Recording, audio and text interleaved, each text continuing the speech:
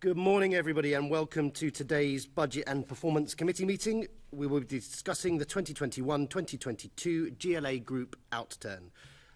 Firstly, housekeeping. Please make sure that your electronic devices are switched to silent so we can avoid any interruptions. And I think move them away from the microphones as well because it causes some disturbance. Can I now ask our clerk, Paul Goodchild, if any apologies have been received? Thank you, Chairman. Apologies for absence have been received from Assembly Member Russell, and Assembly Member Polanski's here as substitute today, and Assembly Member Rogers is joining us remotely. Thank you. Right, so we move to agenda item 2, which is declarations of interests. Can I ask the committee to note the recommendations set out at item 2 and ask if members have any other interests to declare? Fantastic. Agenda item 3, which is the minutes of the last meeting. Can we confirm the minutes of the meeting held on the 14th of June 2022 to be signed by me as a correct record? Fabulous. Agenda item 4, summary list of actions. Can we note the ongoing actions arising from previous meetings of the committee?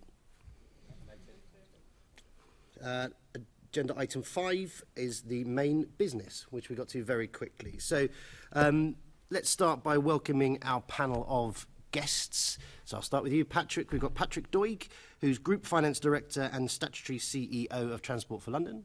Good morning. CFO. And CFO. Ah. Okay. I shall chastise Gino later. Ian Percival, who's the Director of Finance, Metropolitan Police Service. Good morning. Lisa Keto, Interim CFO for mopac. And then James Bottomley, who's Head of Oversight and Performance for mopac. Good morning to you. Right, so we'll go to our first section. We've got multiple sections today. The first two will be involving our guests, which is around our formal bodies. So I'm going to start with possibly Patrick, which is to ask, how did TfL's 453 million reduction in operating costs impact the services last year? Morning all, and thank you for inviting me here today. So I think actually in terms of the reduction in operating cost, it had a relatively limited impact on the services that we could provide. That 450 million that we delivered last year broke down into broadly two categories. Roughly half of it was release of contingencies and other provisions that we had given the uncertainty we were facing during last year as we were still in the midst of the pandemic. And the other half were a range of savings we delivered across the business through tight operating cost control. That was a combination of holding down staff numbers. We had some government-imposed conditions such as following the public sector pay pause, and then a range of savings across our contracts. I would say that we delivered these operating cost savings without impacting our services. There is a difference when we get onto capital, but I think the operating costs broadly tell a positive story about holding costs flat on a like-for-like basis despite increasing inflation. And are these recurring or one-off reductions? It is a combination. They are predominantly one-off, particularly those contingencies provisions. Clearly they're not recurring impacts on the cost base. Around about 40-odd million of that savings were recurring operating savings, while the rest were in the main one-offs. Okay. There was a particular piece in the Q4 report which was marked as other exceptional, where it looked at a 232 million cost reduction figure. Have you got those in front of you? I'm aware of that number, yes. I was just wondering if you could sort of give us an idea of a breakdown of what that involved. Yeah, so that they were the provisions and contingencies I mentioned that form part of broadly half of the operating cost saving. We had a £100 million general contingency which we set at the time of the budget given the risks we were facing. And one of the largest risks was the uncertainty around the ULEZ expansion which took place in October last year, given the uncertainty on volumes of vehicles entering the zone, compliance figures with the scheme, and then payment rates for penalty charges. And what we found actually, the scheme has been more successful than anticipated at the time of setting the budget in terms of driving down volumes and driving up compliance, which is the purpose of the scheme. That meant less revenue came in as a result, which is on our other operating income line.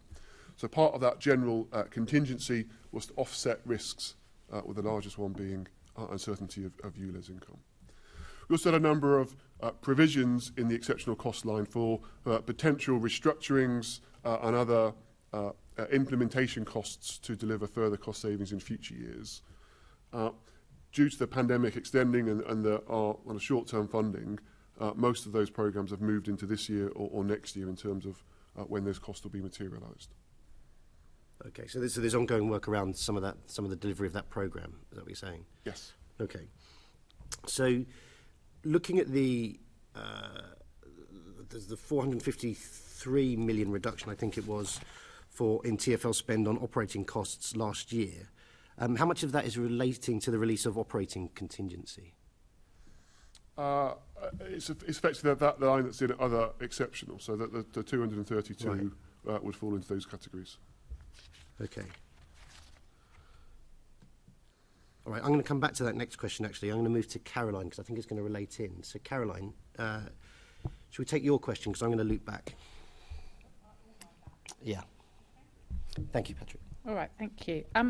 What is TfL's response to the independent pension review that was published in March?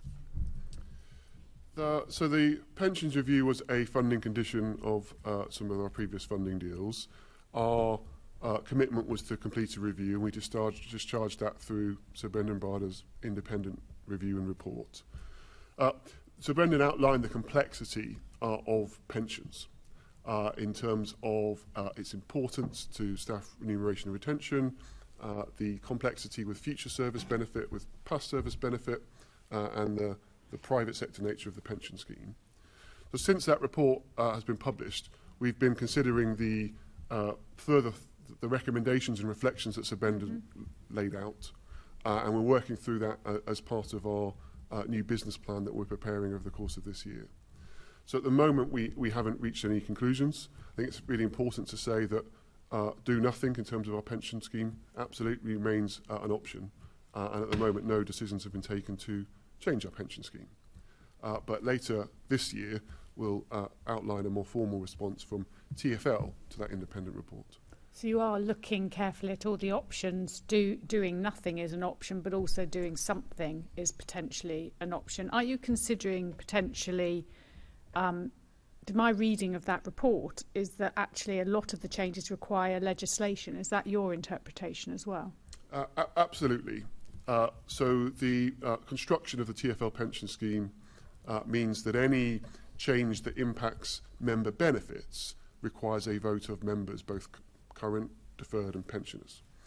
So therefore, our judgment is that it's highly unlikely that members would vote in effectively a referendum for any change that reduced member benefits. So the only change that we can make as employer of the scheme is to change the employee contributions to the pension fund. Any other scheme, in our judgment, requires legislative support from government. Are you considering potentially closing the existing scheme to new staff and setting up a new scheme, maybe using the pension scheme that City Hall uses, as a way, a simpler way to try to start reducing some of your pension costs? So Sir Brendan outlined some of the challenges, and this is kind of cuts to the heart of the complexity. Because it is a funded scheme with a large amount of accrued benefits, around about £14 billion of liabilities, changes to future service provision will impact the cost of servicing that past liability. So if we were to close the scheme entirely, it would crystallise around £14 billion of liabilities immediately as a closed scheme. Closing it to new members wouldn't crystallise that entire liability because there'll still be some active members contributing to the scheme, but certainly a proportion of that liability would crystallise. And certainly over time, as those active members dwindled, that full liability would crystallise. So that highlights not just legislative support would be required for any change if we chose to make it. We'd also need the government support to manage that past service liability in a way that was that meant it was delivered any savings that the government would like us to make.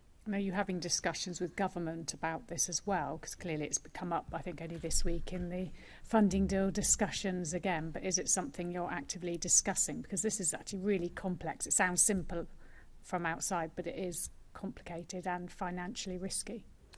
Absolutely.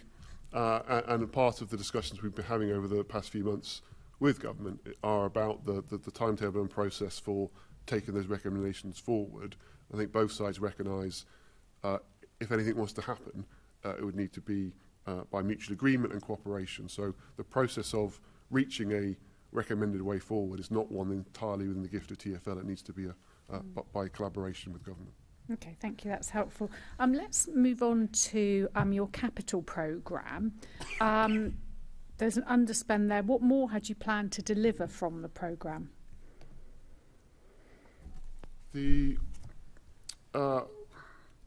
So in terms of the capital programme, I think the underspend was twofold. There's a large proportion on our capital renewals, around about 185 million. And that's the core maintenance of our state of good repair of our assets, particularly around our rolling stock and road network, of addressing the backlog of renewals that's built up over the previous years. Due to not receiving the full base funding from government that the budget assumed, we were not able to deliver those renewals to the level that we wanted. So you see a large under-delivery compared to budget of renewals. And then on the enhancement side, it's a combination of some slippage on existing schemes, but also as part of our managed decline scenario that we're now in, we're no longer starting any new enhancement schemes that are not currently in delivery. So beyond for example, on active travel, a really important part of our agenda, there are schemes currently on the street in delivery, but there are no new schemes coming through the pipeline because they are not funded with the funding that we've received. So it's a combination of not delivering asset renewals, which is storing up operational challenges, and not delivering those new enhancement schemes that will help us deliver our objectives on mode share, safety, and environmental objectives. Can you give us any examples of the enhancement schemes that, because you hadn't got the long-term funding agreed, you weren't able to start delivering in the year? So it ranges from the next phase of cycleways, bus priority schemes to ensure that the buses remain reliable and convenient options. We have not been able to progress with the next phase of step-free access upgrades to London Underground stations. There are 3 stations that we've consulted on and have designs for, but they are not progressing into delivery. On Elephant and Castle station upgrades, we have been able to progress with building a new station box. That's funded by the developer. But at the moment, we are not able to start preparing and planning and designing the turning of that box into an operational station because that's not funded. So yes, there are a wide range of schemes that we would like to progress that would move forward our shared aims of decarbonisation, improving air quality and creating mode shift and increasing accessibility that we've not been able to progress to date. That's helpful. That makes it real when you talk about projects, because it's so easy on budget just to be looking at numbers, but actually that makes it real. You already talked about the renewals, and you said that you weren't able to spend the money because you didn't have the base budget from government. Do you want to just expand that a little bit more, just so we're absolutely clear what you mean, please? Yes. So the budget that we set last year assumed. Sorry, let's wind back one step. So the government has supported us throughout the pandemic, and we're very grateful for that support. That support's come in 2 forms: a base funding settlement, which has topped up the loss, some of the lost income due to the pandemic. That's revenue. And the second element has been a revenue true-up mechanism on passenger income, which has protected us against volatility and uncertainty in passenger demand, which was particularly prevalent during the lockdown periods and other government restrictions.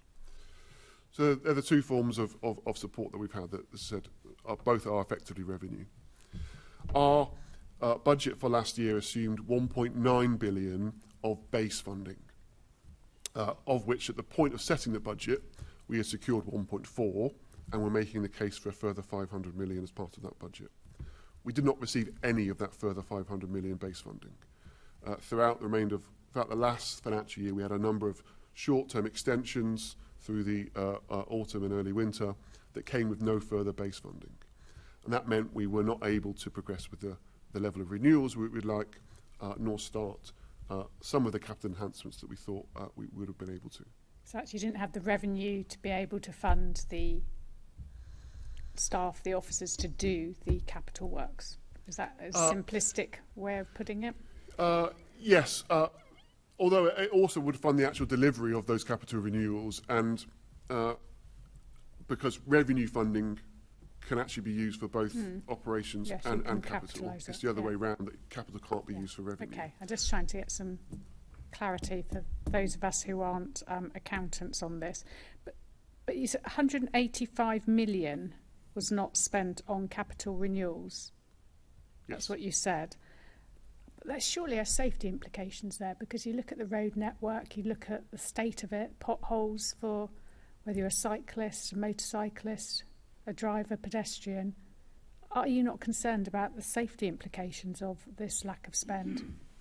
Well, safety is something that we would not compromise, but I agree with you about the concern about the underlying state of our asset base. So they're obviously got quite a diverse asset base, but just take a couple of examples. On carriageways, the carriageways that we operate and maintain, the state of good repair has fallen from between 90 to 95%, which we think is the optimum range, to 87. Now, that doesn't sound like a huge decrease. So that's the proportion of roads that aren't in need of renewal. But actually, going from thinking about the other way, that's an increase from 5% of roads that needed renewal to 12%. So it's more than doubling the proportion of London's roads that we control that need renewal. And actually benchmarking that 87%, again, to put it into context, would be equivalent to many local authorities' C roads in terms of the state they're in. And similar on major road structures and some of our London Underground fleet. However, what the consequence of that is, to maintain safety, we have to increase our activity and therefore our expenditure on maintenance, on inspections and monitoring to ensure those assets remain safe. And where there is a risk that that safety is not maintained, we implement restrictions or ultimately closures or taking assets out of service. So the number of large structures on the road network that are in those kind of intensive monitoring has gone up from about 45 pre-pandemic to about 60 now. So there's quite a significant increase in those structures that are under that intense monitoring inspection, and often come with speed restrictions, weight restrictions. So that's how we maintain safety. And if those assets degrade further, ultimately they would have to be subject to closures. So that's your flyovers and bridges and tunnels and so on. Are you having to increase other safety interventions then? So you're doing intense inspections of them because you're having to maintain them at a lower standard almost. Are you having to spend money making them, even these short-term measures, to make them safe? Yes, these things cost money. And it's a similar on our train fleets, where if a underground train hasn't gone through its fleet heavy overhaul, which is a bit like a service before its MOT, a train that hasn't gone through that has to have much more intense inspection by our engineers each day to make sure it can be put into service. And then when it's not, there's kind of reactive fix and patch and mend to make sure it is safe. Both the inspection and the additional works increase our operating costs. Okay, and just clarify in terms of the state of good repair on your highways, you said 87%? So in 21-22 it decreased to 87%. And has it gone down further this year so far? It's not something we've got data for yet this year. We will get it over the course of this year. How does that compare to other authorities or Highways England or whoever? So obviously our roads are a mixture of those really large roads like the North Circular, which would be comparable to Highways England or National Highways roads. And those roads would in national highways would be well above 90%, and then certainly they'll be operating around 95% at their target stated good repair, which they've, in the main, they've been able to maintain. And we've got some smaller, albeit still important roads that are smaller and more equivalent to local authorities' roads. I don't have all the figures, but apart from, as I said, 87% is about equivalent to most local authorities' C roads and unclassified roads, so far below what they would be maintaining their A roads too. Okay, lovely. Thank you. Thank you, Chair. Thanks very much. Nick Rogers, you wanted to come in at this point? Thank you, Chair. Yes, to Patrick, Crossrail, I guess the end is in sight at last, but do we have an idea of the anticipated final cost of Crossrail, and how much more in financial terms is still to be delivered? Thank you. So I'm not sure I've got all of those numbers with me. I think when Andy Byford took over as Commissioner and took on the direct responsibility for delivering Crossrail, he made two promises. Firstly, that the central section would open in the first half of this year, and the additional funding required would not exceed the 1.1 billion that the outgoing Crossrail board had identified. It is obviously we've met that first promise in terms of opening the central section, and we're still absolutely on track to ensure there'll be no additional public money required beyond that 1.1 billion identified by the previous Crossrail board. Of that 1.1, at the moment we only have 825 million that's funded, and that was the last funding package that was put together for Crossrail. Didn't meet the estimated final cost at that time.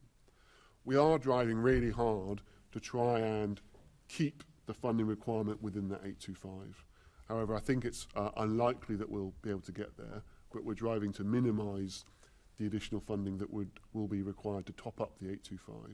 But it absolutely will not exceed the additional 1.1 billion that the outgoing Crossrail board identified. So you can't foresee any further asks for further funding from the government? Certainly not beyond that already outlined. As I said, at the moment of that 1.1 additional funding, only 825 is actually currently funded, which came through the GLA in terms of a loan they provided.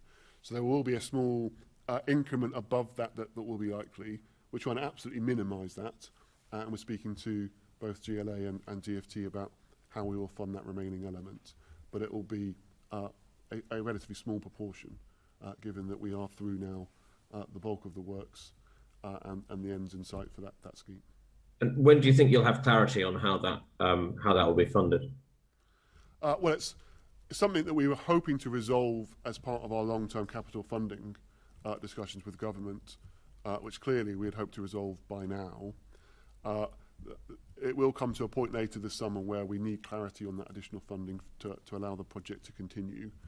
So it is something that we need to resolve by about September, because otherwise the project will not have the funds authorised to complete the rest of the scheme. So it's becoming an urgent issue.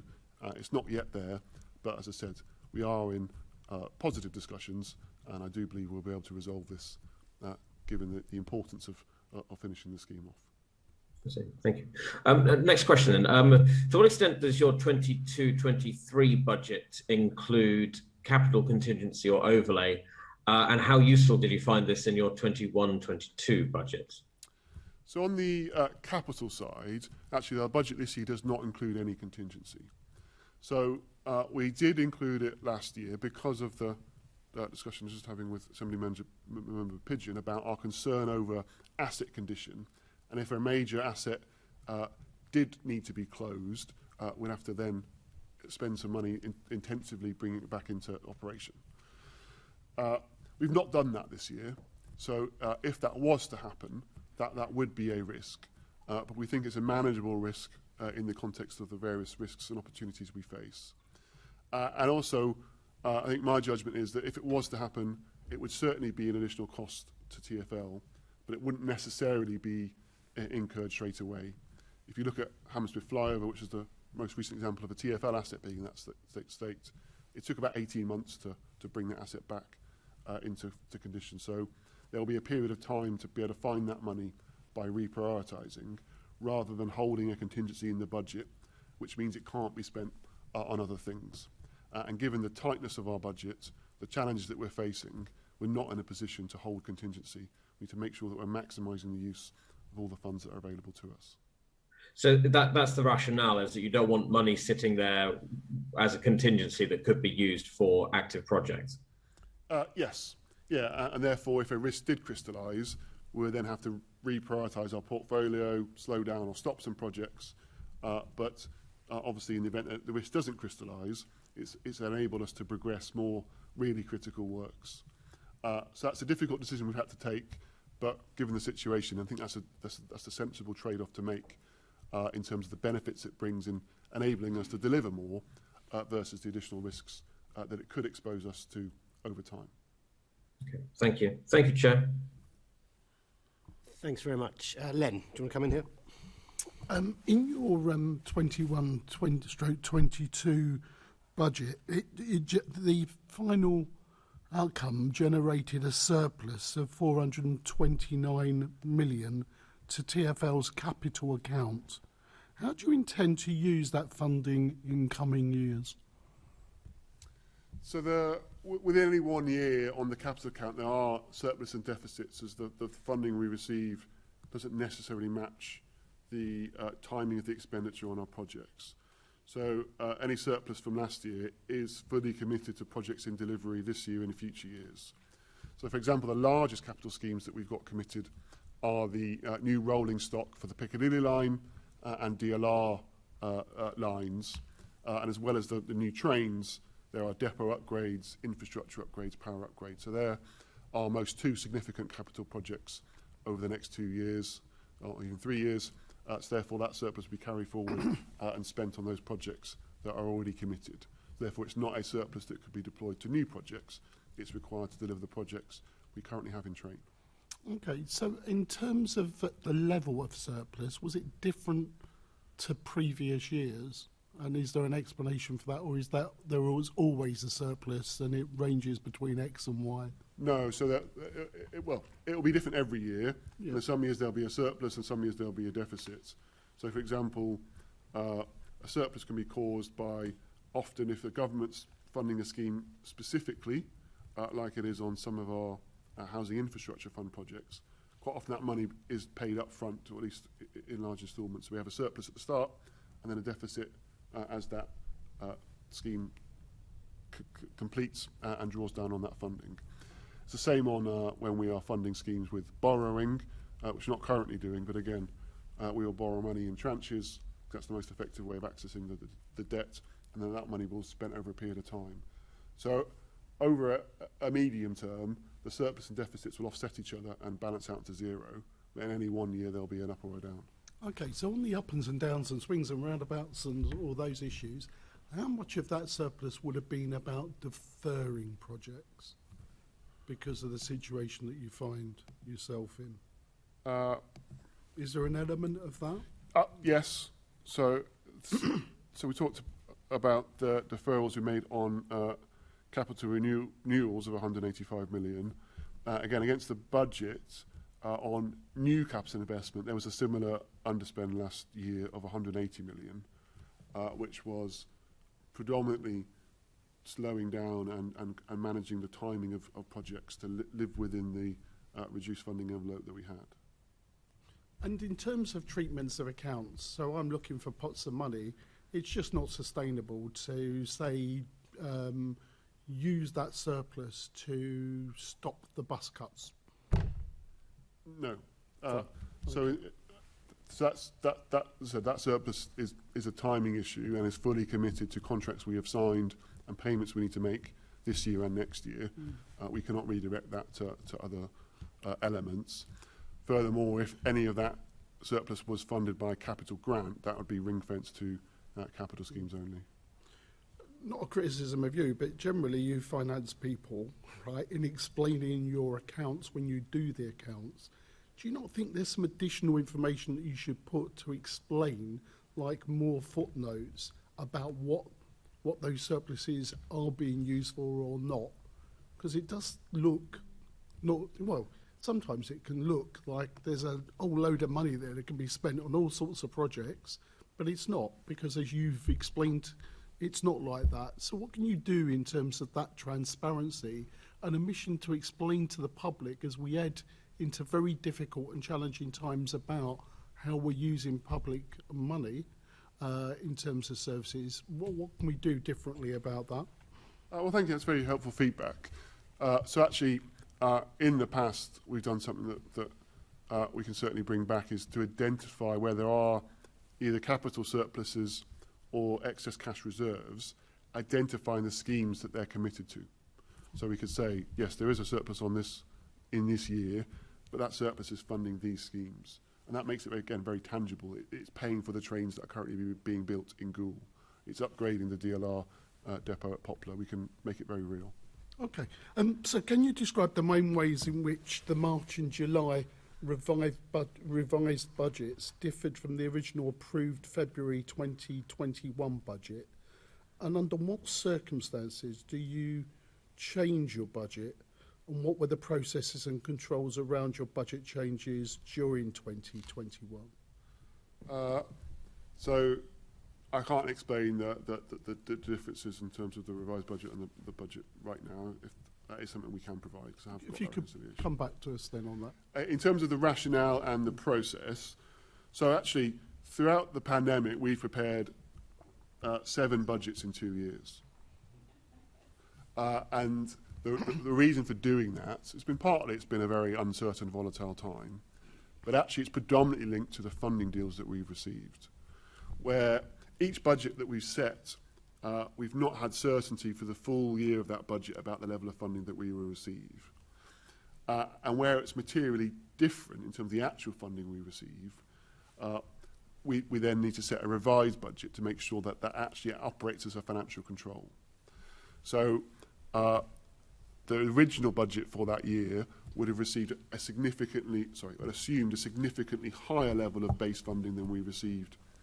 And therefore, it no longer operates as an effective control to individual cost centre managers, project managers, because the budget that we had set is no longer affordable.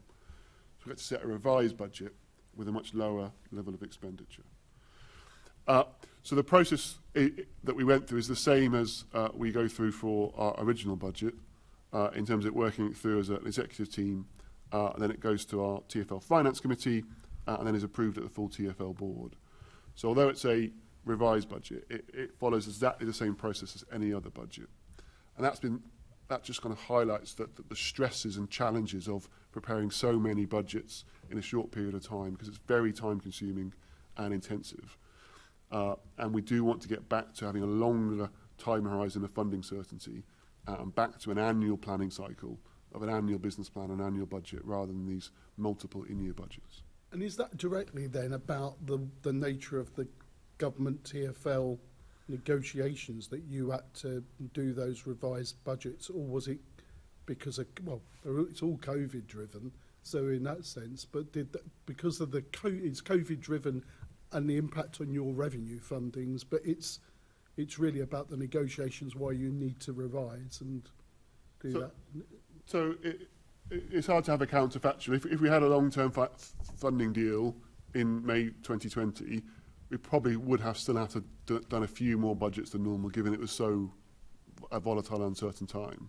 However, each of those 7 budgets I described was linked to the expiry of a funding deal and a new one coming in. Okay. There must be some economic costs of the way that these negotiations are going on the added financial burden that they create. So it does generate extra costs. Or have I got that wrong? You're absolutely true. And I think there was potentially a mayor's question on it a few months ago, where we tried to estimate the level of senior staff time that have been working on these funding deals. And there's a core team of about 10 to 15 people that have worked pretty much full-time on funding issues for the best part of 2 years. And then on terms of senior staff time, certainly Simon, the previous CFO, estimated that he was spending about 50% of his time on funding issues, and the same for Andy Byford, our Commissioner. So it's both the cost of that staff time, but also the opportunity cost of when you've got our leadership team focused on these issues rather than driving the organisation forwards.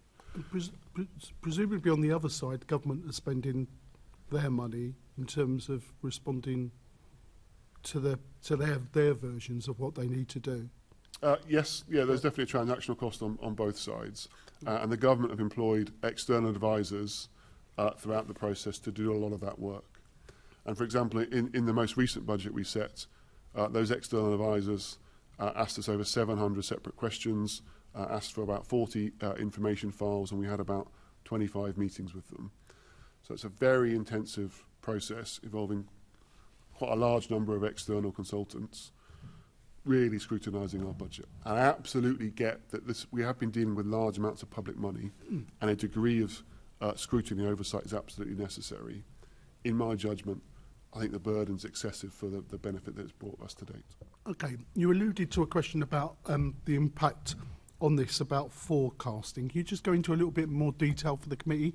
So in that sense, the short-term deals, the impact on forecasting. So if we got to that longer period, why does that give you stability in your organisation to carry on? I know it sounds a simple question. I think I can answer it, but why don't you just explain that to us of why that's the case, and why shouldn't you be keeping the pressure on you? Because in some ways this process does keep the pressure on you, unnecessary, but it's at a cost. We could say. Do you know what I mean? Yeah. Yeah. So the biggest benefit is on the capital side, and that's why we've been so focused on a longer-term capital funding deal, given the planning horizons it takes to develop a plan, take a project forward, commit to it, and then deliver it. Most of our schemes would take at least 3 years, and some of our heavy infrastructure schemes will take 10 plus. So it's incredibly difficult to plan effectively on those long-term asset-intensive cycles with a funding horizon that's barely been beyond 7 weeks for the past 6 months. So our external auditors, EY, have highlighted to our audit committee on 2 occasions now that these short-term deals is impacting our ability to deliver value for money, because we're not able to plan, we're not able to schedule works and match closures together with our railway, with Network Rail. We're not able to let contracts and give supply chain certainty of what's coming. It's very reactive and short term. And all of those measures are adding additional cost and creating inefficiencies in our capital delivery. Whereas a longer term time horizon would allow us a chance to plan and deliver with certainty for our organisation, but importantly, the supply chain that delivers our projects for us. That certainly longer term funding, and longer term in this context would be probably about 5 years. There are a whole host of studies that show it delivers between 10 to 30% cost efficiency and cost effectiveness, because it takes you out of those short term reactive cycles that drive inefficiency. So that's the prize that we've been driving towards. And that's an argument I think the government understand. They've got that arrangement for national highways, they've got that arrangement for Network Rail. We are working on hopefully getting there in the near future. Okay, right, and just a final one about paperwork and issues around that. I mean, you in TfL publish a lot of internal papers for your managers in terms of the budget processes and keeping, forecasting budgets. So why doesn't TfL not publish a full year forecast in its quarterly performance reports? How confident are you in the accuracy of the short-term financial forecasting? And did you used to do it in the past? That's correct. So I was just because there was a briefing a long time ago where I thought you used to do it, so I was surprised that you stopped. So tell us about that. Is that down to COVID that you stopped doing that? Yes. So pre-COVID, that we would publish more frequently a forecast, and certainly internally we produce it every quarter. And I think we probably broadly published it every quarter pre-pandemic. As I've said, because we've not had that stability and of a plan, a clear baseline, then you can forecast against and manage to, we've been having to do these budgets instead. So we've published 7 budgets in the last 2 years. So effectively, we haven't been publishing forecasts because we've had to produce these detailed budgets. And that might seem, again, like accountancy semantics of is it a budget or is it a forecast? So far more work goes into preparing a budget because it needs to be really granular, provide guidance to individual cost centre managers and project managers how much they can spend.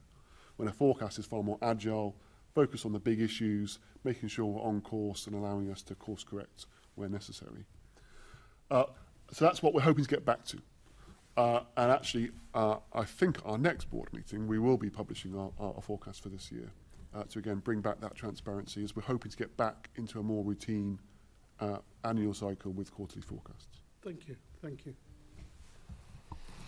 Thanks very much. Susan Hall wanted to come in. Yes, thank you. I don't think there's anybody around this table that doesn't want TfL to have a long-term deal, that's for sure. And obviously we're all aware that the government has already given £5 billion worth of taxpayers' money to TfL. Less than 24 hours ago, Grant Shapps, our Transport Minister, said, despite already agreeing an extension, TfL and the Mayor still haven't provided vital information which we have repeatedly asked for. So in light of this, they've given another extension. What's your comment to that? Well, I think my main comment is that actually I don't want to get sucked into politics or any... It's a straightforward question. I would like us to work constructively with government because we've got a mutual interest in delivering a long-term funding deal for TfL.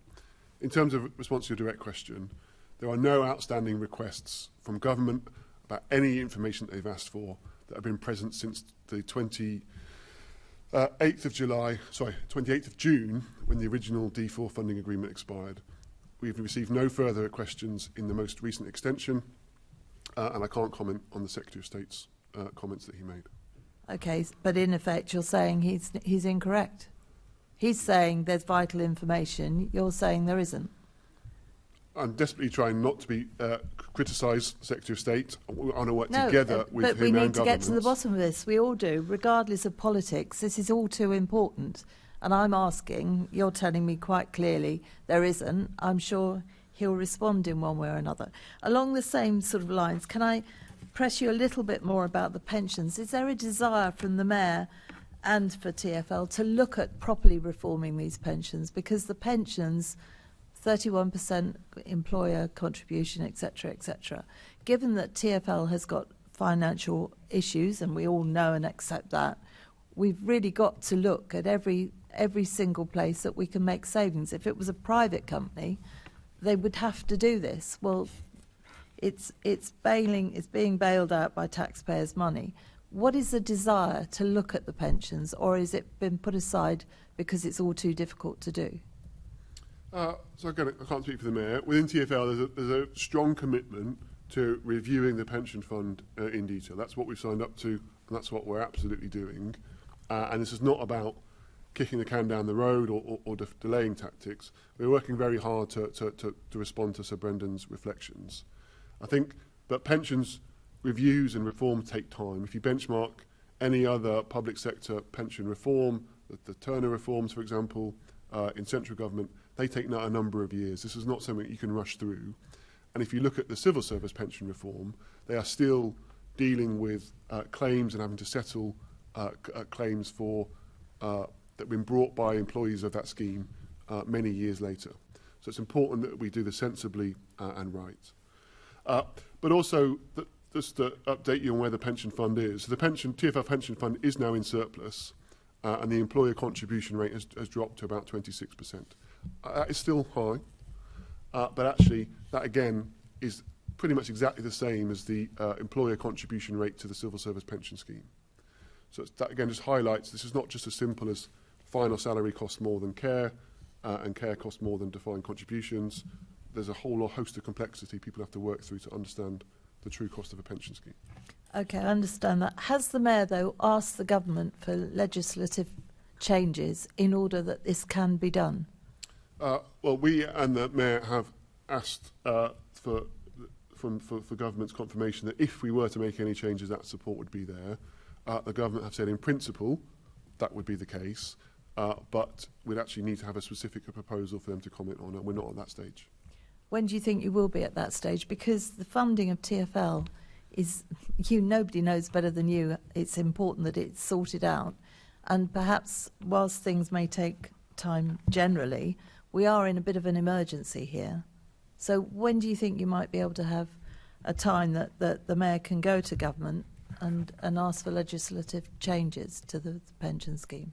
Well, again, so we're not at that stage of having determined that we would like to make changes to the pension scheme, and at the moment, do nothing does remain a valid option that we're comparing things against.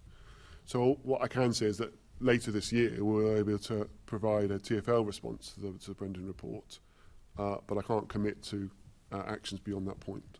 Do you think the Mayor is wanting this to happen? Do you think the Mayor has an appetite to try and sort this out? I don't wish to comment for the Mayor on this issue. Okay, thank you, Chairman. Thanks very much. A couple of questions from me just to finish off. Looking at the Q4 performance report, I think we touched on this earlier with there was 196 million lower than expected. Some of that was around staff costs. Did all those staff, did they all leave? Or is there year-to-date figures we could look at? Or full-year equivalents, rather? So no, not all of that saving would be staff. And in the, I believe in the reports that we do show that the staffing levels. So that is a variance against budget. Yeah. So actually, a significant proportion of that is that we've not recruited staff, and we've held staffing levels broadly flat, despite increasing service levels on the Northern Line, on Elizabeth Line, and gearing up for Barking Riverside Extension. So we've made savings by not recruiting staff. We do have a challenge of increasing staff turnover, and we have a higher proportion of staff leaving TfL, but we have been recruiting, and therefore our top-line staffing numbers have been broadly flat over the last year or so. Just for me, if I can roll it back a bit, because I'm dim. So you've saved money by not recruiting? Saved money compared to budget. Right. Which is, I think, the variance that you're looking at by not recruiting. Yeah, okay. And are there any expectations of increasing staff figures in the next couple of years? Well, it really depends on our capital funding settlement, because the most variable element of our staffing will be delivering projects. If there's increased levels of capital funding, we'll have to recruit more engineers and project managers and other specialists to deliver those projects. On an operational level, no, there are no further, beyond the Barking Riverside Extension, which will open next week, there are no further operational enhancements or changes that we've got planned. Because you think some of the big challenges that's coming up probably post-ULEZ, things like road user charging, things like that, you're going to need certain expertise in place to start to develop that. Quite complex engineering and analytics is going to have to go on with that. There'd have to be a staff recruitment program to finance that, wouldn't there? Yes, so, and sorry, that for me falls under our capital project. So we are recruiting software engineers and other technical specialists to look at designing a future road user charging system. Okay. And crucially, having TfL control and ownership of that system rather than relying on outsourced providers to provide what is a critical part of our transport infrastructure. No, I can understand that, and I think probably with some of the challenges that there are recruiting experts at the moment, I can understand why that process would start quite early. How many sort of engineers are you looking to recruit? I can't comment. It is a reasonably significant number. I'd have to ask Sashi Verma, our Chief Technology Officer, and get back to you. Because you think about a road user charging project, that's a complex project to put together, and it is going to need sort of quite significant expertise. Are there any sort of timelines for delivery of that project, and how might that affect the budget? Well, so what we're focused on at the moment are two things. The primary focus is that our contract with Capita expires in 2026. Mm-hmm. So we're working on what comes after that. And it's not the case that we'd like to deliver all of that in-house, but there are some key elements that we think are beneficial if we can own and control. Yeah. So we're working towards that date. At the same time, the Mayor has asked us to explore new technology to see if we can improve the way we charge to make it fairer and smarter. So that team are also exploring some of the technical feasibility of that work. But our prime focus is to ensure we have a system to replace the current system in 2026. Okay. The other large technology project that we've got underway that's also ramping up is what we call Project Oval, which is the rollout of contactless ticketing to the national rail network across the southeast. So we're delivering that on behalf of the DFT, and again, that requires more software engineers and other technical specialists to do. So it is an area where we're recruiting, and it is an area where those skills are very scarce, and it is a challenge to find and retain talented software engineers. So I understand that, and I understand why you're not putting that in the operational budget, but the two big software programs are going to be that Operation Oval for ticketless travel, and then putting together software teams to develop road user charging. Yeah. Thank you. Last question, and I guess because we are dealing with big numbers, and you know, with the public watching this, what I think they'd want to understand in a kind of non-technical way is if you're looking at capital expenditure or underspend of nearly 500 million. An underspend means something hasn't happened. It means that a project is delayed. A delayed project delays projects coming after that as well. And the public hear that, 500 million underspend, and then they hear about cuts to bus services, you know, especially little rural routes and things like that, and they get into that and they find out there's a figure of, you know, a couple of million to keep that going. How do you square those two things? How do you square a huge underspend with cuts to frontline services? So I think you have to look at the reason and the nature of that underspend. That underspend was a direct management action to reduce capital expenditure because the funding we had assumed would pay for it was not received. Yeah. So therefore there is no, that underspend did not leave TfL with a higher cash balance. In fact, our cash balance at 31st of March has been the lowest it's been at any year end since 2004. We have run down our cash reserves as a result of the pandemic. There's not a surplus building up due to the underspends. We had to take action due to the funding that we had assumed did not come in. Okay. All right. Look, thank you very much. That's really helpful. Are there any other questions from members around the TfL financing? Okay. Thank you. Really appreciate your time. So we're moving on now. We'll be delighted to hear to mopac. And leading off for us is Assembly Member Hall. Thank you very much. I'm not quite sure which one of you to throw this at, so if I throw it out, then perhaps you'll decide amongst yourselves. What were the main challenges in delivering the 2021-22 budget, and how were these managed during the year? So they're all looking at you, Ian, so I guess it's you. Right. Well, in terms of our overall budget position, as you've seen, we did end the year with an underspend, and we put some money into reserves. A lot of the underspend, we had underspends pretty much across our running costs and across our pay. I think one of our challenges was particularly around our recruitment of police staff, not officers, but with a focus on the growth of the additional officers that you know about, and our focus was on bringing additional officers in. It's meant there's been a bit of a delay to our recruitment of police staff, and that's caused an underspend. So that was one of the challenges.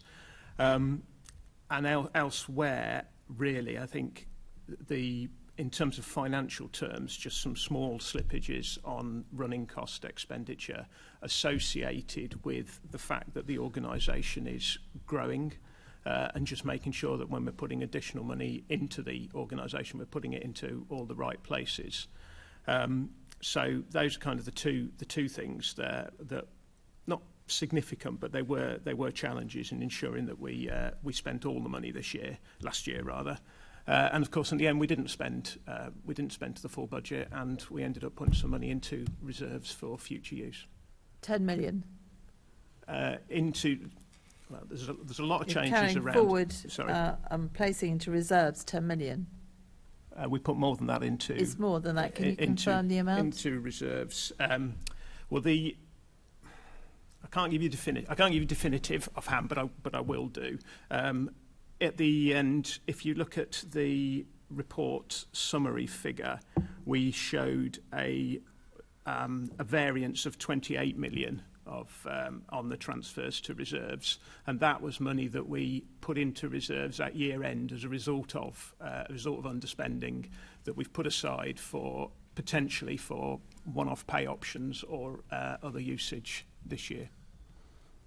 Okay, and there was a £66 million overspend in pay and overtime. Is that right?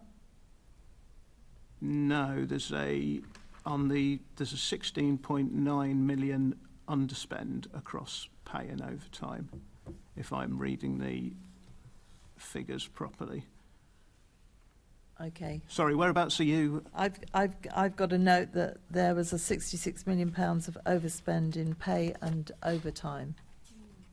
No. If we look at on the report on page 39 of the report, the total pay and overtime position shows a 16.9 million underspend. Right, okay, I'll make notes of that. Your quarter four reports states that it is to enable the continuation of projects to be delivered over the next financial year, which is why that money has gone into reserves. Can you clarify what that actually means? That's from the report. Surely mopac doesn't receive funding over a year in advance for projects. So there was a vast underspend on that. So I'm taking pieces out of, I'm sorry, I should have had the whole report in front of me and I haven't. I think you're referring to the mopac budget, and you're right that Yep. we transferred into reserves 10.5 million at the Yep. end of 21-22, which was the carry forward for projects, largely grant-funded projects. In terms of mopac's budget, we received throughout the year grant allocations from government departments. Some of those grant conditions enable us to carry funding forward, recognising that there's a time impact in terms of getting the funding, being able to establish the projects and get them up and running either through commission contracts or getting staff in place within mopac to deliver that. So what the grant conditions enable us to do is carry that funding forward if we need to do so, so that the projects that need to be delivered from the funding can be delivered in their entirety. So so that's primarily what that 10.5 million relates to. Okay, so what hasn't been delivered that was a grant funding to be delivered? Give us a flavour of the sort of things.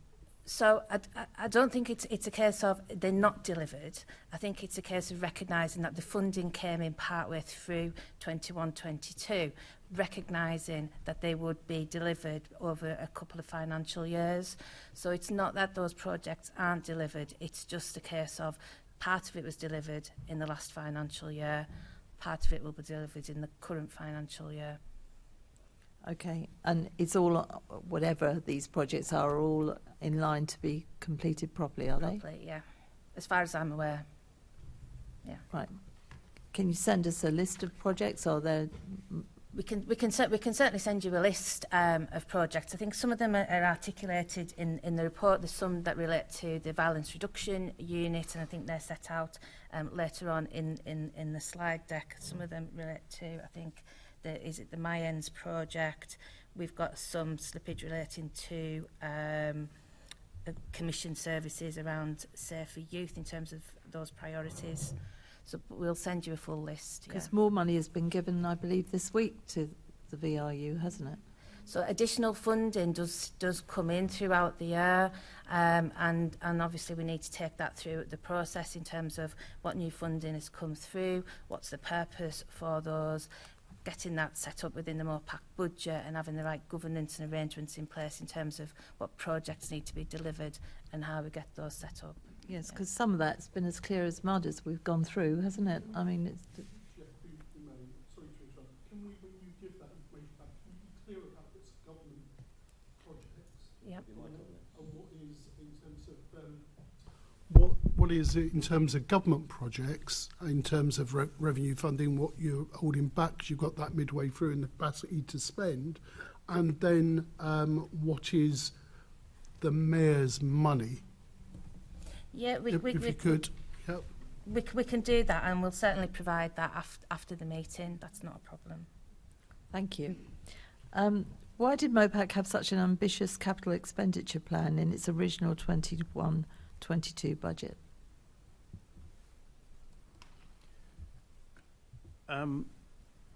Well, when we set the budget, we had plans for all of the items that were in the overall capital budget.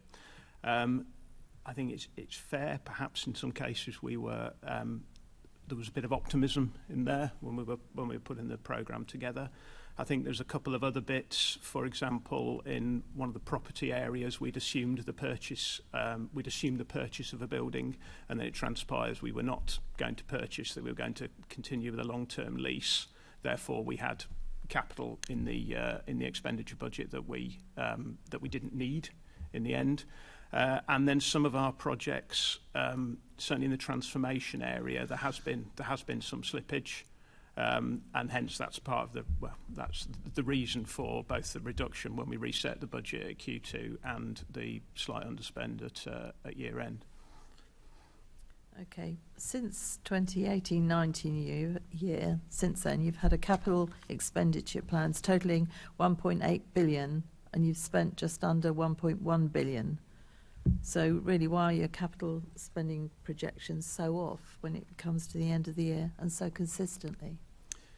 I think we have, you're right, consistently there has been underspends against the capital programme, and we're introducing processes to try to tighten that up.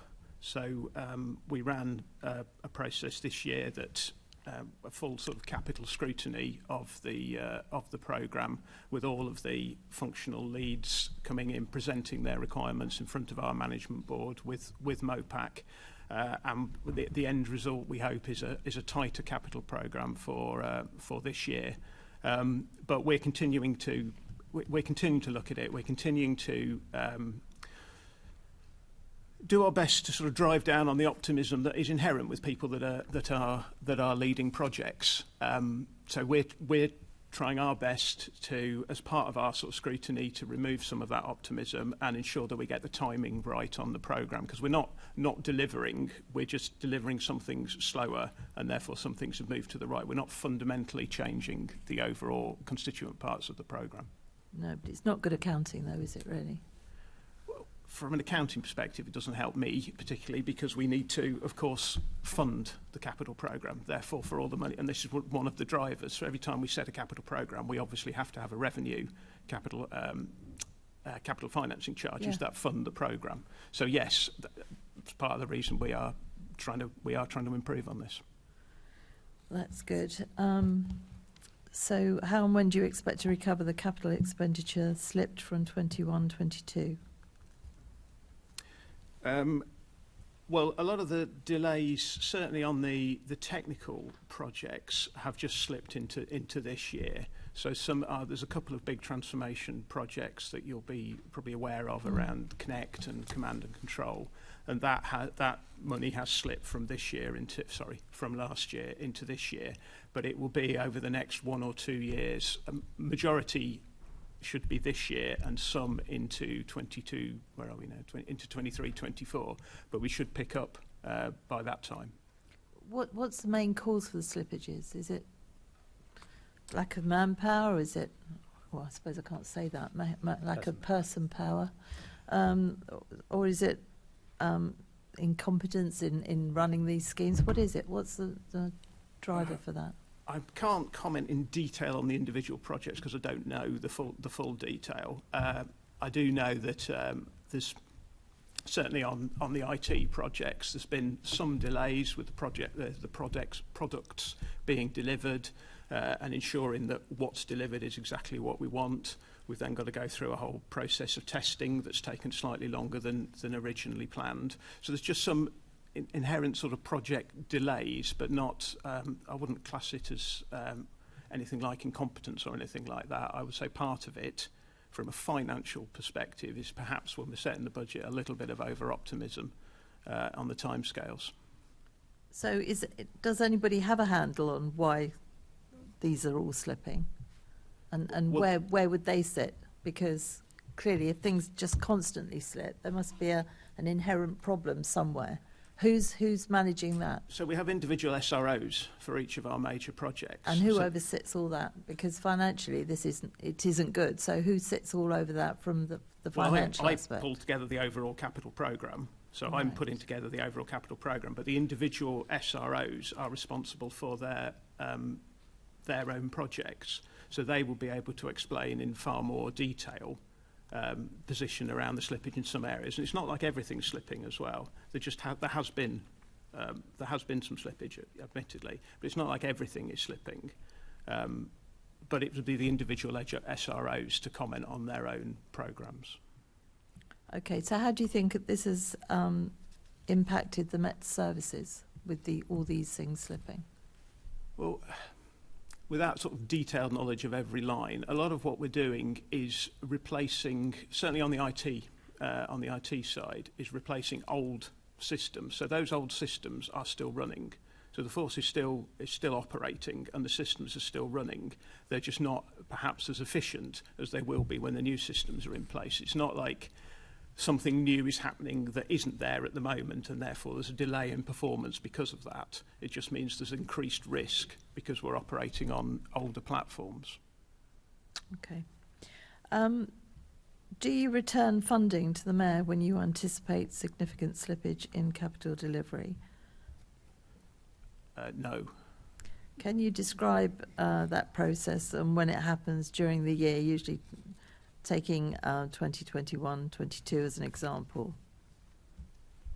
So if we're on capital, we set the capital budget and the funding of that capital budget will be from a variety of sources. So as you know, we get no grant for capital anymore. So we have capital receipts from the sale of buildings.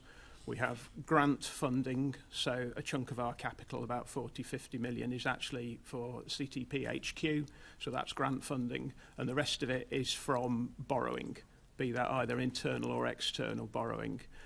We set our capital financing costs in the revenue budget to ensure that we can afford the capital programme as published.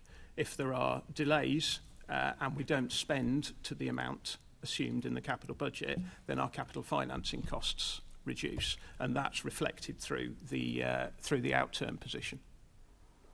But it's not a case of returning funding in answer to your No, I original didn't question. think it would be, but it was worth asking. You never know.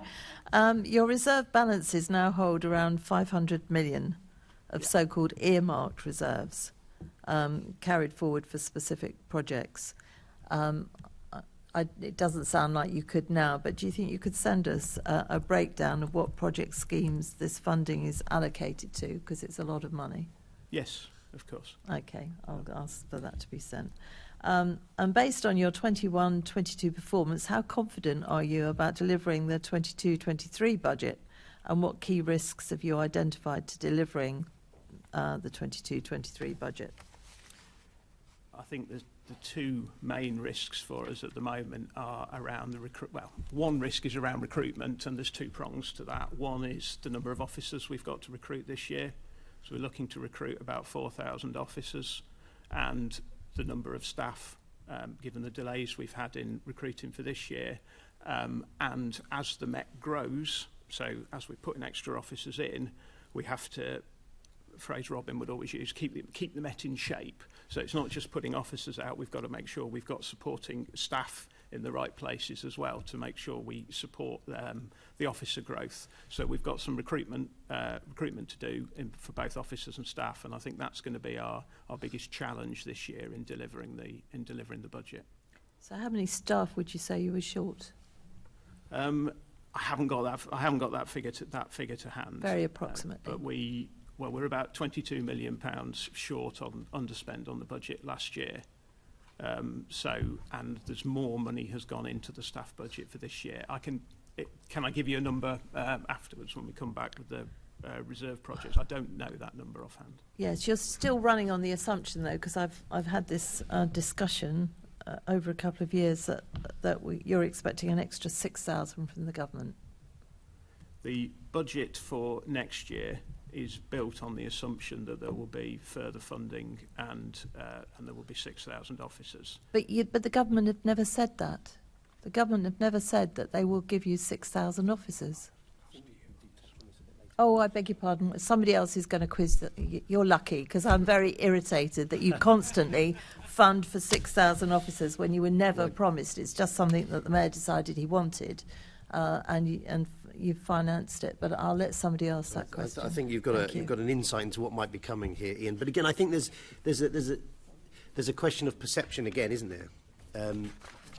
Sort of, one of the definitions of insanity is the same thing over and over again. If you look at 1819, there was a significant underspending capex. 1920, significant underspending capex. 2021, significant underspending capex, and again and again. And then what it seems like is that money's then ring-fenced, earmarked, put into reserves. And again, it's the public sort of squaring that off with what they see as frontline services not being delivered. Does that make sense? Yes, I think if I may, two slightly separate things. So if you're talking about capital, it's not like capital goes into a reserve. The reserves are built up from revenue. But as I said to Assembly Member Hall, I mean, I've set we have to. I mean, it is what it is. The figures are fairly stark around the capital.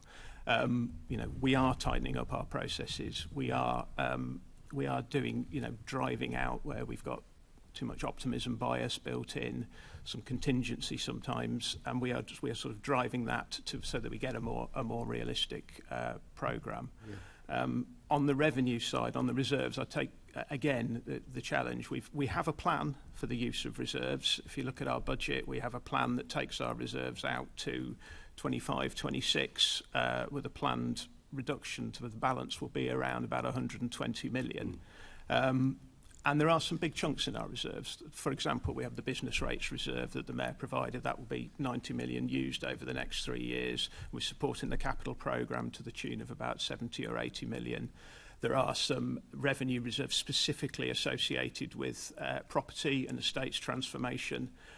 So there are some big chunks which we'll highlight when we write back that do show the use of reserves. But we're in a slightly strange position where we're delivering savings, but we're also putting growth in. So there's over about 120 million additional grant and precept in the budget this year. Last year, there's more money going in this year. So there's quite a significant growth over the last 3 years. So we've obviously got to spend that prudently, but there are some challenges in obviously spending that money. And it's not. I'd rather we underspend than overspend, but clearly we want to be spending the money we've got. That's exactly the right thing to do. That's what we should be doing for Londoners. But it's also important not to confuse or concatenate underspend with savings. Underspend is often a reflection of a lack of performance or a lack of delivery. And it's a unique ability with accountants, and I really admire it, to sort of take water out of one side of a bucket, you know what I mean, and sort of qualify the whole thing off. But when you zoom out and look in around, people do see those significant increases in reserves at the same time as there's a narrative of financial pressure. But Nick Rogers wanted to come quickly, and then we're coming to Umesh. Thanks, Jeff. Yes. You very briefly mentioned estates, and I wonder where you are with your plans for your estate. It's something that the goalposts keep seeming to shift. You're waiting for the Kerslake review. There's more officers coming in. You're worried about the size of lockers in police stations. So where are we with the estate strategy?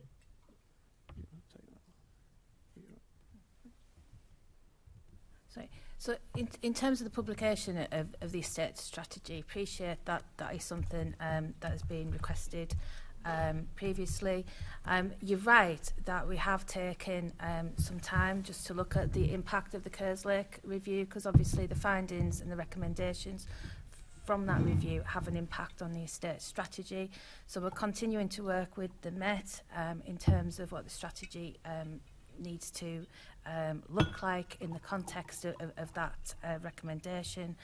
In terms of publication, we're confident that we'll be able to release a revised strategy in the current financial, in this year. I'm muted. This year, but as in this calendar year? So intention is this calendar year. So we've taken the recommendations of the Kerslake review. We've taken some legal advice on it in terms of what it actually means. We've also took the decision to pause the publication of the estate strategy. So I think we did have a timeline previously, but it was the right thing for us to do, just to take stock of those recommendations, so that when we do publish an estate strategy, it does reflect the mayoral ambitions, and it reflects the recommendations from that review. So that work is ongoing, and we're actively working between mopac and the Met on that. And the intention is that we will publish this year. Thank you. Thank you, Chair. Thank you. Assembly Member Pidgeon wants to come in on this point, and then with you. Lovely. I've got a couple of questions for you. You've talked about the slippage in digital, and actually we've seen that year on year. I think you have Craig Mackey before us, and every year there has been huge slippage in digital. You talk about your IT systems, which are so critical, but also it's about digital forensics. And last year the Deputy Commissioner told me that the Met was rolling out these improved digital forensic kiosks, mobile units. It's so important in modern day policing. Can you confirm that you spent the budget for that area of digital in the last year, or was there slippage around that? And what assurance can you give us going forward that you're able to spend in this crucial area?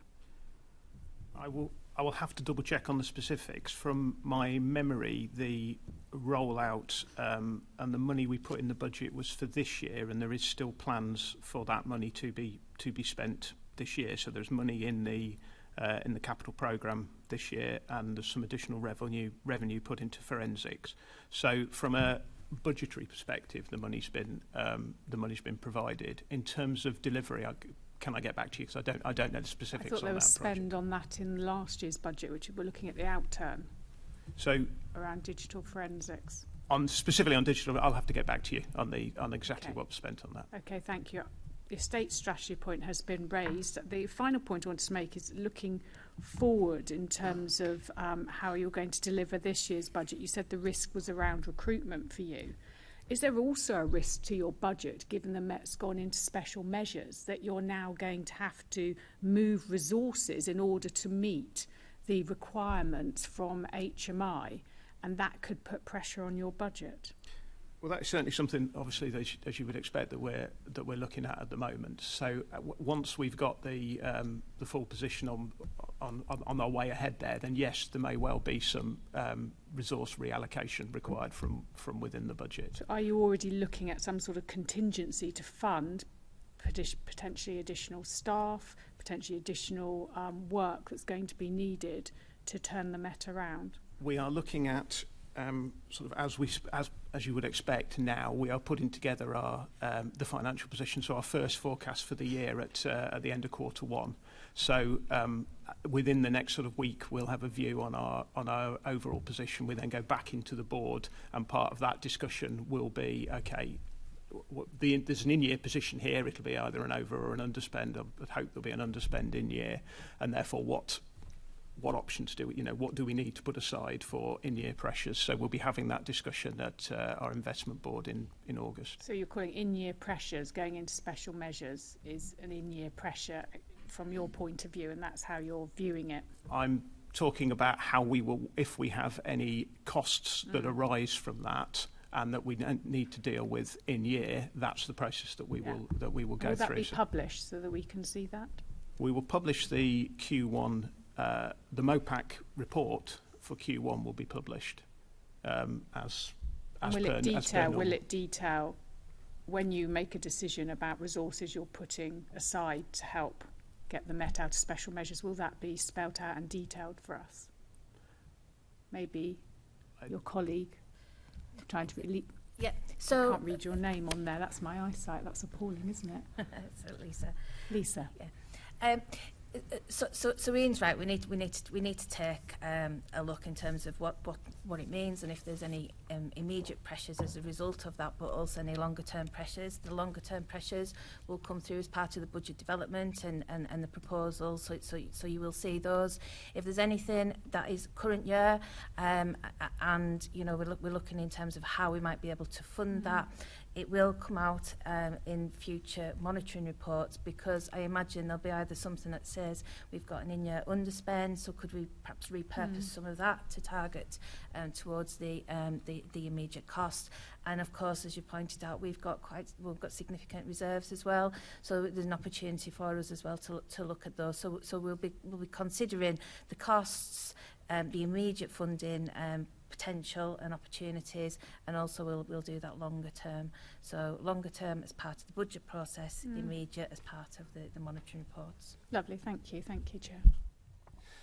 Thanks very much. Assembly Member Desai. Thank you, Chair. Can I just say that I share the concerns? Just expressed by Assembly Member Pageant about the impact of the Inspectorate report and the Met being put in special measures. There are going to be many changes, some fundamental for the Met, which clearly are, will have budgetary implications. But my questions are about mopac reserves. So mopac reserves appear in your question in your Q4 report at £569 million at March 2022. Every year, the Mayor's budget anticipates use of these resources, yet since 2019, they have grown to £500 million. Now, as I understand it, most of these reserves have been earmarked for specific initiatives, and that's what I would concentrate my questioning around. What are these earmarked reserves being earmarked for? When will they be spent by? And what is the impact of earmarking reserves rather than using them now to improve Met services in the short term? So, yeah, the reserves balance, as you rightly point out, is about £500 million. We have plans that are within the, which we put in the published budget to take us down to about 120 million over the next 4 or 5 years. So, at it's sort of headline level. So within that 500 million, there's 90 million of it is the remaining business rates reserve. So you remember the Mayor provided £118 million of business rates a couple of years ago that supports the Met's financial position. So that will be drawn down over, that's 90 million that will be drawn down over the next 3 years. We've then got about 75 million within there that's supporting the capital programme. What was the figure? Sorry? What was that figure? About 75. It's about 75 million that's supporting the overall capital programme and helping us drive down internal borrowing. We've then got, I've talked about slippage before, but we've got reserves set aside against some of our major IT projects. So for Connect, Command and Control, Pegasus, which is a major IT infrastructure project. We've got some reserves set aside against that. We've then got property reserves. So there's about 67 million that's set aside for dilapidations. So when we exit buildings, there's money set aside to make them, put them back to the state required for sale. And also the work that we're doing at ESB on the counter-terrorism hub, there is specific money and reserves put aside for that as well. So what's that amount? The overall property amount is about 67 million. No, you just mentioned something about counter-terrorism. Sorry, I haven't got that specific breakdown. That's I'm just trying to build up a total of how. Sorry, it's within that 67. Right. Okay. Okay. And then we've got a number of smaller projects for our transformation. Some relatively small numbers, but there's about 25 separate projects. Those add up to about 48 million. And then we've also got an additional 28 million that we put into reserves at the end of last year that will be used. We're looking at that for potential pay options on a one-off basis this year. But as per previous question, we can provide a bit more detail, but I hope that gives you some just an overview of the spend plans. It does to some extent. I was doing a running total. I reached a figure of around 300 million, plus 120 left after 4 or 5 years. So that's about 452. So the difference between 569 and 452, but I mean, you can send us details later. Yeah, we can. I mean, there's some other reserves. There's about 13 million that we hold on behalf of third parties. Right. So Yeah. counter-terrorism being another one, specific reserves held for them, and then there's a number of smaller other ones that will make up that balance. But we'll provide the details if that helps. In terms of the argument that about why not use them now to improve Met services in the shorter term? We're not. I suppose it depends what we'd be looking at to use that money for to improve. I mean, we've got quite a healthy revenue budget at the moment, with the growth that's going into the organisation. As we've said previously, the challenge we've had last year was actually spending all of the money. So we've got money. Some of our challenges are not that will be fixed with money, but some of the budgetary challenges are around making sure we recruit to spend the money that we've got this year. Right. I'm coming to recruitment in a bit. Can I just turn to the VRU, which I still remember Hall sort of touched upon. So on Wednesday, certainly I was taken by surprise. I think there was a press release on Tuesday that the VRU announced £9 million worth of funding for the MyAns program. So where does this money come from? And when was the funding decision considered? And when was it made? So the funding's come in from government departments, and I think it's gone through the normal governance process within the Mayor's office. So any decisions in terms of accepting the funding, but also then setting out how we're going to spend that funding is part of that. Goes through mopac board in the first instance, and then it goes through to the Deputy Mayor for approval and sign off. The exact date of that I can come back to you in terms of when that decision was made, but it was very recent. Sure.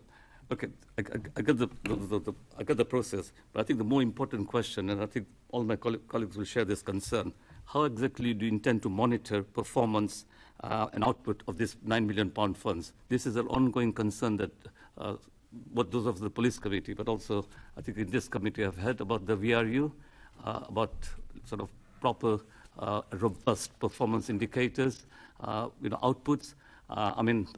I've seen examples of the VRU of the MyAns project in Tower Hamlets.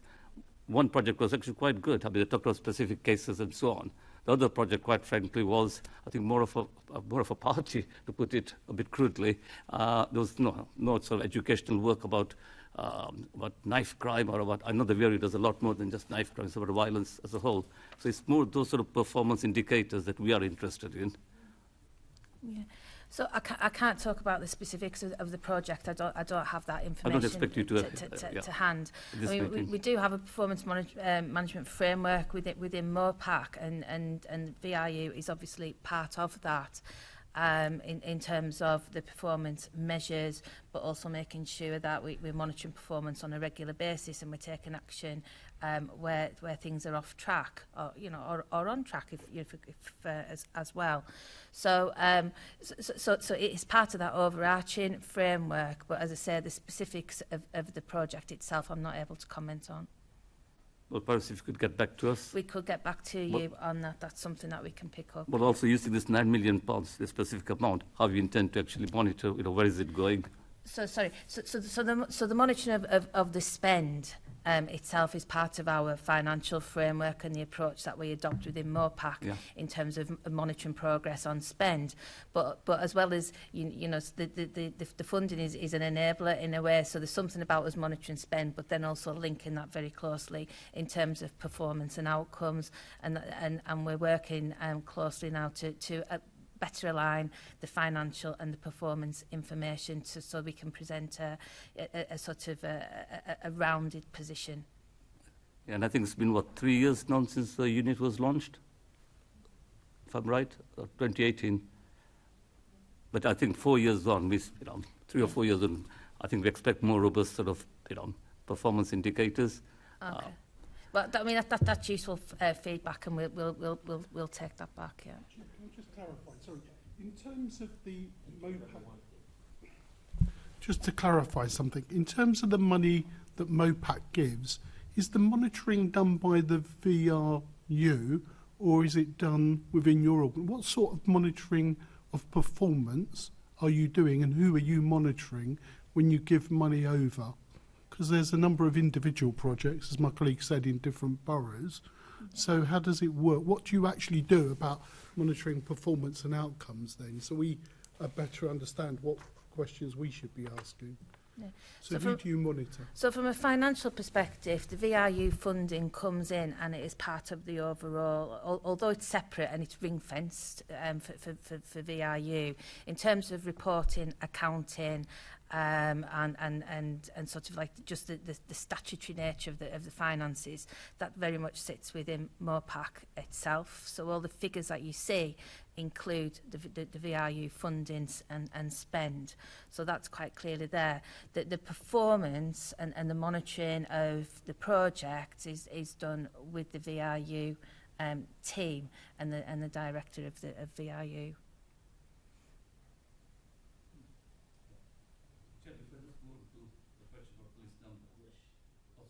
Before I just move on to the question of police numbers, because I referred to two specific examples, can I just elaborate more so there's no misunderstanding? One of the events attended was good. They talked about actual cases they've dealt with. I think it was about 80 from the top of my head, or I think over a year maybe. But if those 80 young people have been helped away from part of crime, then, fantastic. But the other event I went to, there was no educational, no discussion of any type. It was a football match with a lot of food laid on afterwards, but there was nothing at all for anyone just walking by through going to the event. It was something to do with the VRU funding, or the nature of what the aims of the event was. Nothing at all, and that's why I rather crudely sort of described it as a party. And I don't know how you can monitor the output from that particular event, which was funded through the Mayans program, and the money came from the VRU. But moving on to police numbers for me. So the 2021-22 budget and the current 2022-23 budget both anticipate an increase of 6,000 new Met officers in future years, based on additional funding for this from the government. Now, I think Assembly Member Susan has already made the point. The government may not have agreed to the 6,000 number, but the number did not just come out from thin air. It was based on the professional judgment of the outgoing commissioner, Cressida Dick, and not just the Mayor of London. So it was an agreed figure between the two of them that London, the Met needed an extra 6,000 officers. So my question to you is, was this additional funding secured? For the additional funding we've got takes us to an additional about 4,500 officers out of the 20,000 that were available nationally. So the additional funding that has been introduced into the budget up until and including this year is an additional approximately 4,500 officers. So the additional funding was for 4,500 officers. About 4,500. Yeah, it's yes, it's about 4,500. Right. Although the two budgets both anticipated an increase of 6,000 new officers. Yes. So the assumed budget for next year. So this year's budget is built on the actual allocation of funding we've got that allows us to grow by that. And I haven't got the exact figure, but it's about 4,500. The budget for next year has an assumption and what's called a non-structural gap, an assumption of about 6,000 officers. But that's not in this financial year. Right.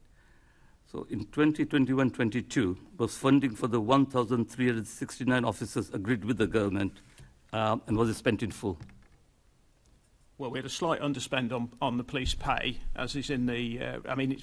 It's virtually, or there was a slight underspend on. Sorry, bear with me, please.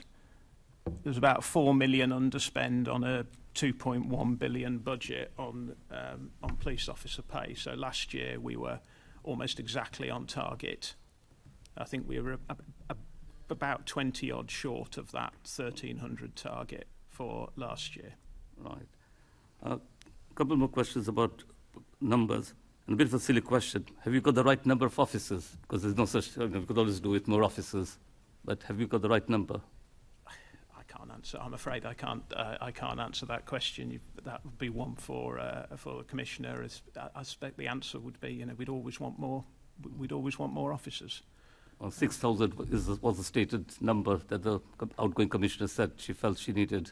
I think what the outgoing commissioner said was if of the 20,000 that were available nationally, 6,000 would be a fair share for London. Yeah. I think is what she said. And what's the current number of officers? The current number is 34,000 something.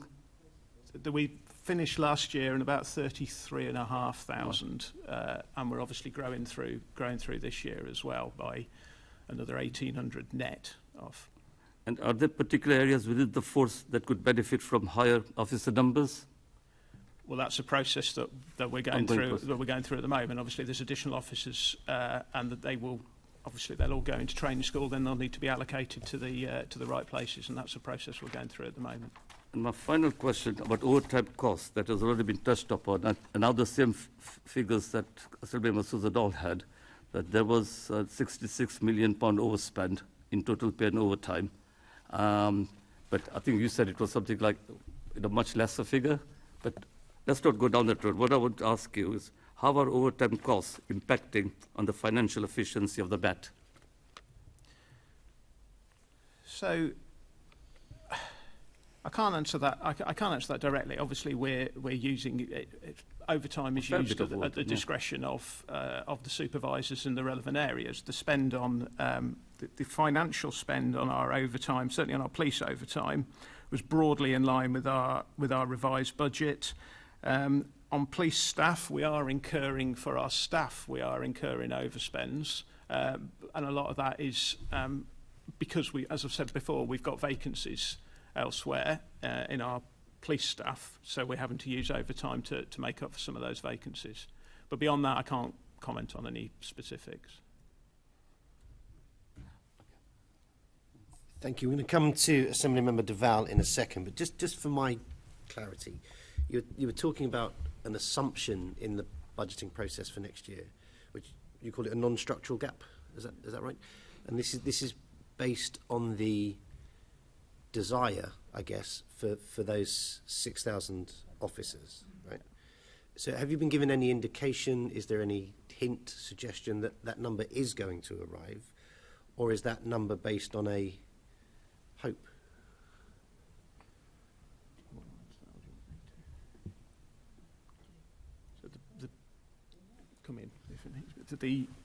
So the budget was based on the decision at the time in December when the budget was put together. It was based on that's what we'd said, and that was what we hoped the additional officers will be that will arrive. In terms of what we've had, as I say, we've got funding that is about 4,500 extra officers, not the 6,000. We've got a settlement we've not had formal settlement for the next 2 years, but we have had a strong indication in the settlement that the funding will be, the extra funding will be to keep that 4,500. There's nothing we've had that suggests we'll get extra funding for the 6,000. Okay. So I know Assemblymember Duval wants to come. Did you want to come in on this point? Overtime. Overtime. Do you want to come in on this point, Susan? I want to point out to you, Chairman, that we have pointed this out over the last couple of years. This hope is unacceptable to be putting budgets through, and we've had this discussion cross-party for the last couple of years. It's ridiculous that it's all based on hope. Okay. So Elisa, did you want to come in? I saw you. Well, yeah, I suppose I take the point, but I think that's why we mopac show it separately. There's the structural gap, and then there's the non-structural gap. The non-structural gap reflects the 6,000 officers.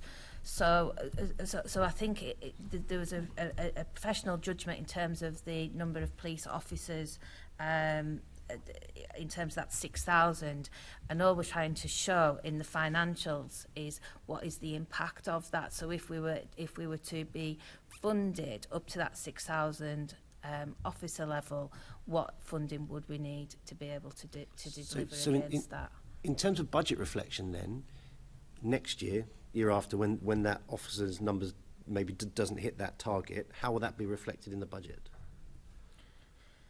So I don't know in terms of that future planning, because I think obviously we need to take on board what's been said previously, but we will reflect what we think are the funding that we're likely to receive. That will always be there in our funding projections. And as Ian said, we've got indications, although we haven't got final confirmation of what the funding looks like for future financial years, but we've kind of got an indication.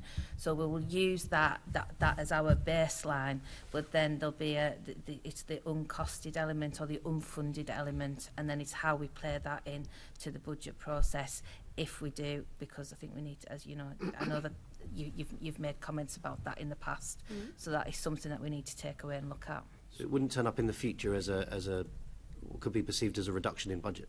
No, I think we'll continue to show it as the structural budget, and then there's the non-structural budget. So I think that there's a clear differentiation between the two elements, and that being the additional police officers that largely at the minute is unfunded.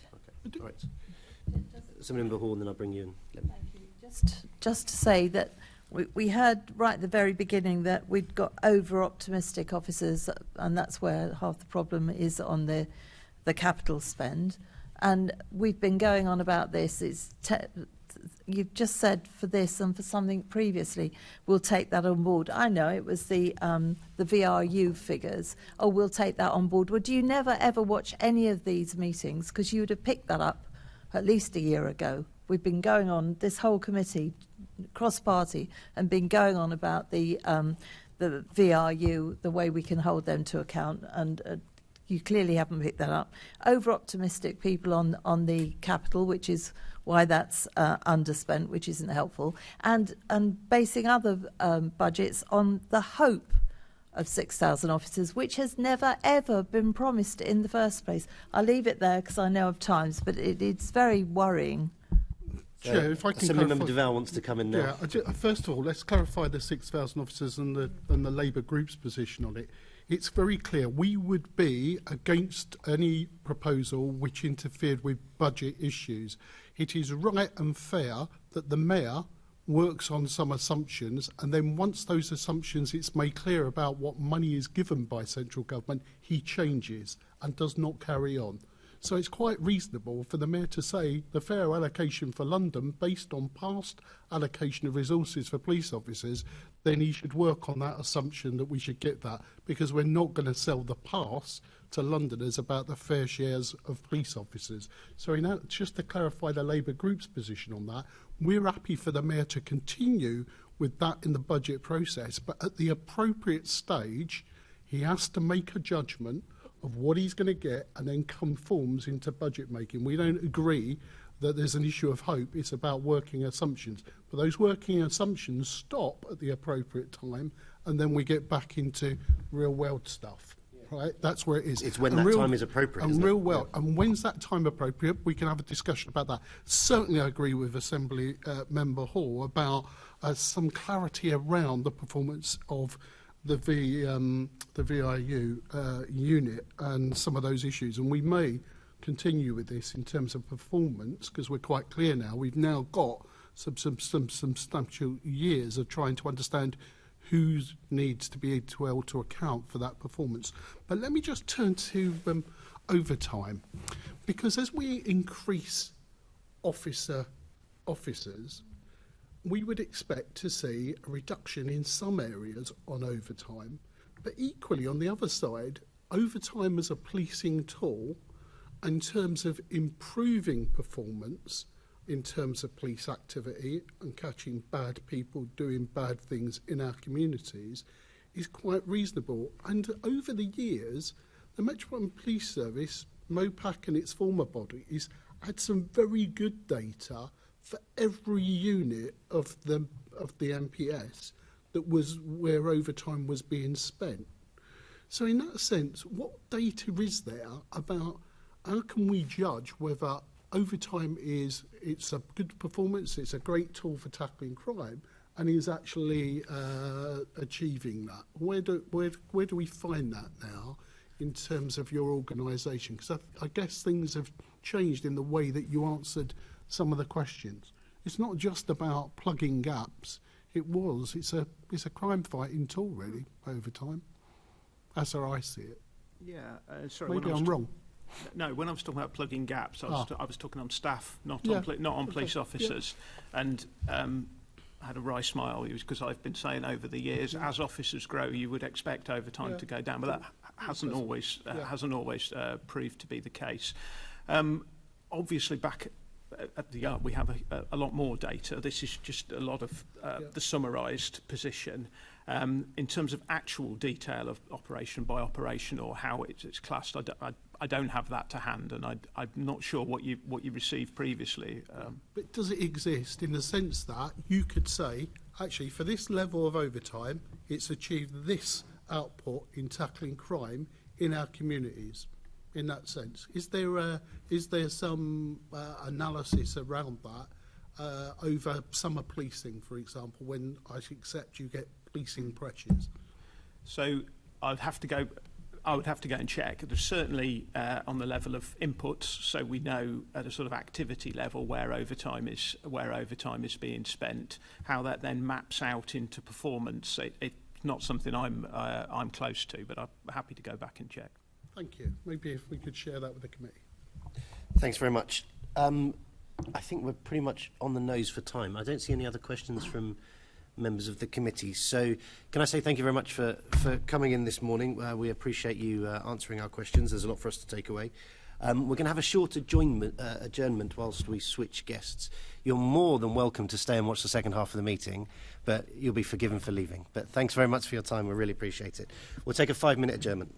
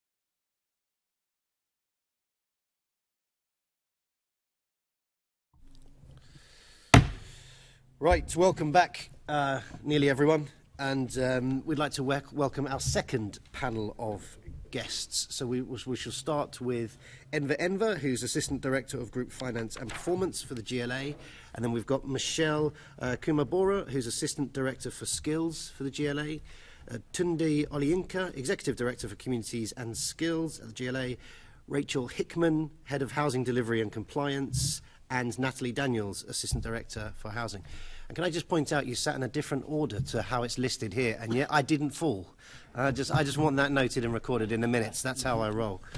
So thank you, Assemblymember Pidging and Harani are back now. So this is the second part of our questioning session for the morning, and it will be led by Assemblymember Polanski. Thank you, Chair, and also congratulations on not falling. It was noted. Hi all. I think these questions are for Natalie and Rachel, and I'll let you decide who wants to answer.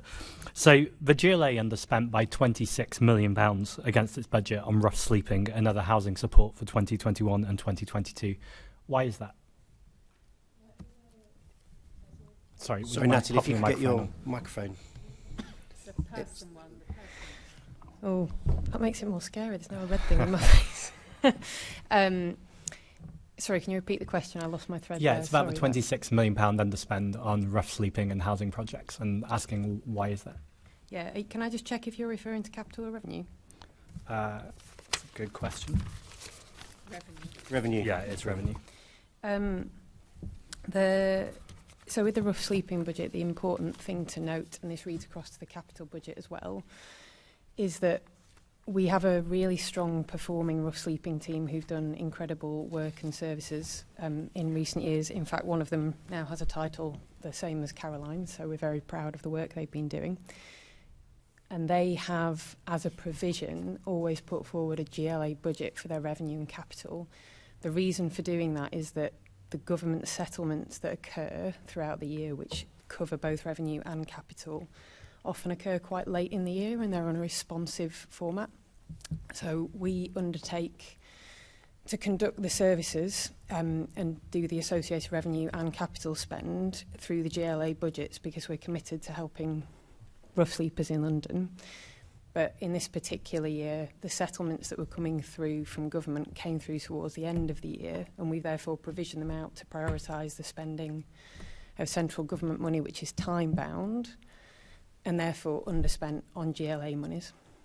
And then the second part of your question, which was about the housing and land projects, the majority of that was actually about staff vacancies in the unit, and you'll see that we refer in the budgets on staff vacancies and that we're working towards making sure senior posts are filled. And were any projects reduced or any services reduced as a result? Because what I'm hearing is that there wasn't money lost. Okay. No. I think you've maybe partly answered this, but why was less income received for rough sleeping and other housing support compared to the level anticipated? But what I'm hearing is there wasn't. It was just... No, there wasn't in the end. It was a timing issue of when things came in. And then there was... And obviously there's the gross and net issue of how these things are presented, but the rough sleeping budget covers a variety of services, and all of the services that we were intending to fulfil we did. So the really important thing to know in terms of service provision is that we're due to deliver for 1,000 rough sleepers within the next 18 months, and we've already delivered for 780 circa. So we're on track to deliver that despite some of these budget variances because we've been prioritising delivery in that story. And there was a Green Group amendment last year working with New Horizons, the youth homelessness charity, to ring-fence youth homelessness money, and I was really pleased to see that that is now ring-fenced. That could always have more support. Is there any intentions for that? We're reviewing rough sleeping services holistically, and there was an MD put forward recently about how we would make provisions through the new RSI settlement, because for the first time in 6 years we've got a 3-year RSI settlement, which is a really, really good news story in terms of us being able to have some certainty in terms of planning appropriate provision.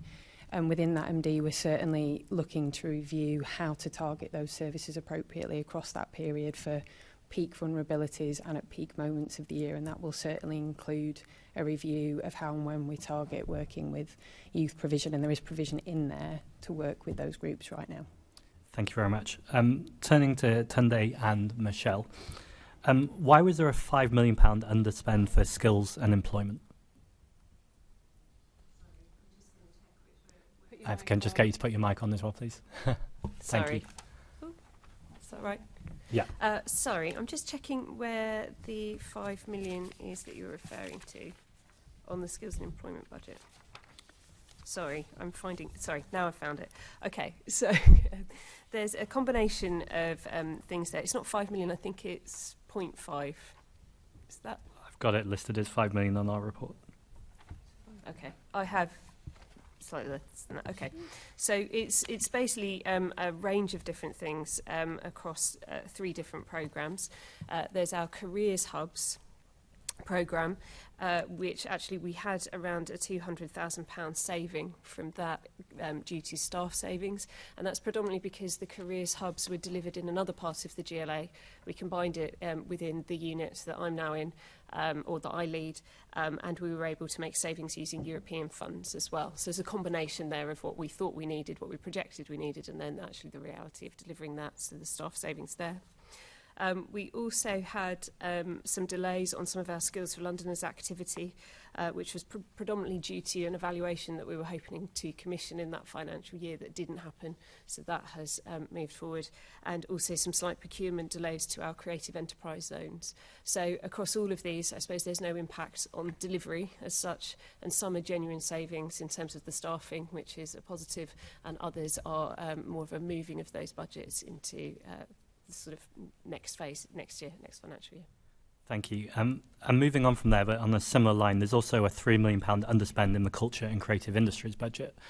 Myself and Assembly Member Harani yesterday on an economy committee meeting went to meet grassroots organisations who, I mean, £3 million, they're not asking for that, they're asking for small amounts of money. And they are so stretched from both the pandemic, from Brexit, from everything going on. Why is there underspend there?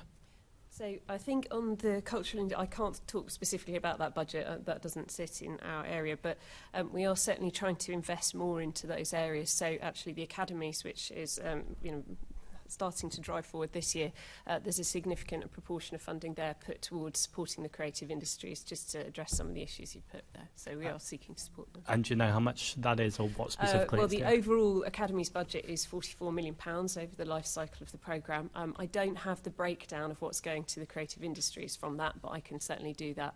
I can give that information after this meeting. Some of it isn't entirely allocated because some of that 44 million is capital funds as well, and we're about to, well, in the autumn we'll be launching a procurement round for that capital funding, but with the academy sectors, of which creative industries was one of the priorities. And everything but capital, is that allocated? As in, would you be able to provide us with that information? Yes, we can give you that information. That'd be appreciated. Yeah. Thank you, Chair. Thank you. Sorry, we were just going through the figures there, Michelle. That cultural budget, where does that sit then? Well, the cultural enterprise zones sit within my team, but I think the wider cultural budget that you were talking about sits within, it would be good growth. Okay, all right. So we'll chase that up separately because we were keen to have everyone in the room. Thank you very much, Zach. So coming in after you, you can see I moved away to look at those figures, was Assembly Member Harani. Yeah, so before I go on to the main questioning, so I just wanted to ask about some of the figures in the adult education budget and in the underspends in the financial year. What was the underspend? So shall I pick this up? This is so I think we report it as an underspend, but it's not technically an underspend. So I think within the programme budget you have £23 million underspend on the financial year. Yeah. And that's because of the way we have to account the adult education budget. So we are given allocations on a financial year, but we allocate out on an academic year. So our financial years are split. We also go through a reconciliation process for the academic year. So the end of the academic year finishes on the 31st of July. We don't get the information from government until October, November. We then go through a process of reconciliation, by which point in February we then retrieve funding back or increase, decrease areas. But unfortunately that funding comes into the financial year, the very end of the financial year, so it looks like an underspend, whereas actually we are reallocating into the next financial year through the academic year. So it's a slight sort of, Yeah. the way it's presented isn't actually a true reflection of what the underspend is. I understand, but I suppose the difference between academic years and financial years isn't, something that happens every year. So forgive me, it's my first year on the Assembly, so is this something that happens every year in the Every year budgeting this will process? happen. So, and this happens nationally. So this is not a GLA, anomaly. Our colleagues across the Mayoral Combined Authorities go through the same process, will have the same issues, and actually our colleagues in the department go through the same process with the same issues. I suppose the key point is that there is absolutely no risk of losing any money. It's purely the way that we have to account across financial and academic years. And part of our settlement is that we do not return money to government. This continues and it goes back to future years and learning. But is there a way, just for sort of the GLA's budgeting process, that you can do a pro-rata allocation, bearing in mind the government's processes? We are slightly held to the national systems on this. So we don't receive any... The way we have to profile this is agreed nationally. So we profile on a national basis, which is profiled against the budgets we are given in each financial year. It's not actually a true reflection of delivery. So there is a mismatch there. In terms of then... We're sort of constrained by the way we then receive the data in October, which is the end of year close, which means we only have a very short window to turn that around. So I think we're trying to do it as quickly as possible to try and avoid this as much as we can. But I don't think that there will ever be a year that we're not reporting a larger number.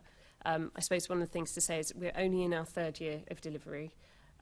We've had 2 years which have been absolutely extraordinary in the way that we never expected, and so we're trying to tighten up those processes as much as possible. But I think we're slightly constrained by the sort of wider system in which we work. Okay, and there's no, so in terms of the figures, there's no impact, sort of negative impact on the delivery of your programme to Londoners? Yeah, so there's no impact on the delivery of the programme. I suppose what reflect the actual savings, the actual money that we underspend is very, very minimal. And I can provide that for you. I haven't got that figure with me. What we look at doing is then allocating that into the next financial year. In fact, some of the underspends as they were reported were programmes that we'd received the funding in one financial year, but we always knew we were going to be moving that into the next anyway. So it's the way we received the funding in from government. And obviously, there's some complications with all of that. Thank you for that. So moving on to affordable housing, and I think there's been some differences in some of the figures in the papers and what the panellists have been telling us. So can you tell us on capital expenditure, what the underspend was on the affordable housing programme? I beg your pardon, I'm going to keep doing that. The variance in the overall capital budget was 153.2 million. 152, okay. I think some of the figures that we have said there's more than £200 million extra needed. So there's a figure that figure might be derived from this 202.2 million overspend that was associated with the affordable homes programme. So the net figure is 153.2 million. The gross figure that's associated with the affordable housing programme is an overspend of 202 million, and that's where those figures might be getting crossed. Okay, does that make sense with what you're looking at? Yes, yeah. And what was the reason for the overspend? Yeah, the reason for the overspend with the affordable was the majority of that, as you can derive from those figures that I just gave, was the affordable housing programme. And the rationale behind that, again, I'm really pleased to say, is a good news story where we over-delivered on the target. So throughout the year, we were reporting to the Assembly and to the Department of Levelling Up and Local Communities that we had a target of between 16,000 and 18,300 to deliver in terms of start on site for that year. And we were profiling the spend in accordance with that as well. However, knowing that this would be a really critical delivery year in 22-23, and knowing that we wanted to de-risk the programme as much as possible and deliver the maximum opportunity that we could for Londoners to have safe and affordable homes, we used the incentives that were in our gift to accelerate the delivery of the affordable homes programme. So our achievement was to get 18,722 starts on site, which exceeded that initial forecast. And we also had a completions number which exceeded the preceding year. And that is what that's what accelerated the budget, and the proportionality of that was about the tools we used and how we undertook the negotiations with the delivery partners to make sure we were maximising value for money but still responding to market conditions. Okay, so just on that, is there a knock-on impact? So from what you're describing, it sounds like projects that were due later in the pipeline but started earlier.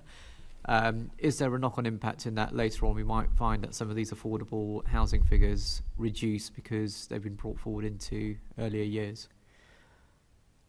No, in so much as I think what we're working to across the limiting factor across the programme is not necessarily about what is delivered in which year. It's about the capacity of the housing delivery system overall. And it's fair to say that we maximised that housing delivery system last year. And it's also fair to say that while some of it was schemes that were accelerated and brought forward using various incentives, and they were in the gift of the partner in any instance, they would have been started within the programme period in any instance. There was also homes that were identified that were additional to that target that partners brought forward over the course of the last year because they were looking for ways to increase their delivery. And so across those two factors means that whilst there has been some movement across years, the net impact to the programme will likely be neutral because we'll be looking towards additionality, and they would have come forward anyway, and therefore the challenge that remains is about the question of what's the capacity within the ecosystem for housing, which includes all these project stages that you'll be aware of, and all these sector actors like planners and construction agencies. That will be determinant in what we can deliver in this final year of the programme. But you mentioned that the net impact will be neutral, but from what you're saying, if there's no knock-on impact in reductions later on, is the net impact not positive? The net impact being neutral is me also referring to the fact that we are working, it is potentially neutral in that we're working in a really hostile operating environment. So one of the reasons why we sought to bring forward delivery is that all parties are aware that this delivery year is really challenging. We have evidence that that target is achievable, and we are pushing the sector to meet their commitments and come towards it, but it's fair to say that it's a challenging delivery year. So whilst there might have been additionality that came forward in the last year, we don't have a guarantee that that will come forward this year, working in response to the market. And in terms of the money that was spent on the overspends, where did it come from? The biggest impact of that overspend was that we utilised an incentive tool that we have, and it's referred to in your dashboards. We utilised a tool that's to adjust the payment tranches for projects, and that we can go into that in more detail if you would like, but that was the main tool, and that's a tool that we've always had in our gift throughout the programme.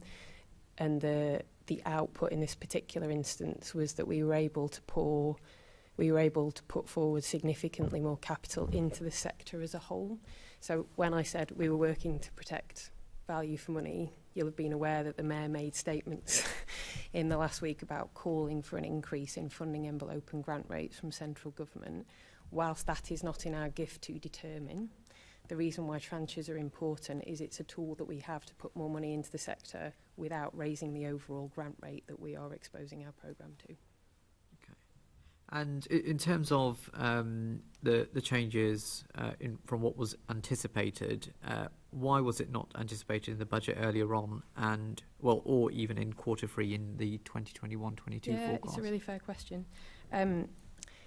So I think historically, and there may be members of the Assembly who've seen this on more occasions, but the sector is geared towards what the sector always calls a hockey stick delivery, but it basically means that in Q4 of any one year there will be a ratchet in the amount of delivery. In Q3 we were anticipating that ratchet in delivery because it's normative within our sector. However, you might have had access to the quarterly breakdown of delivery figures. The scale of the ratchet in Q4 last year. I can pull the figures up in a moment, and Rachel might be able to do it right now actually, but the scale of the ratchet in Q4 was out of the range of normative. It was quite extraordinary, and therefore it just surpassed our expectation, and that, to my mind, is a really good news story, because we were pleading with the sector the multiple rationale why it was really important to do this and deliver for Londoners, and they came forward and delivered. But the percentage, I think there was definitely over 50% of the programme delivered in Q4, and in some of our budgeting and our forecasting, we had not expected that scale of ratchet, so we thought we might come lower down in that forecast range that we'd given to you than what we actually hit in the end. And just so I've got a clearer picture, is this because of a low number of large projects, or is it sort of small projects all across London?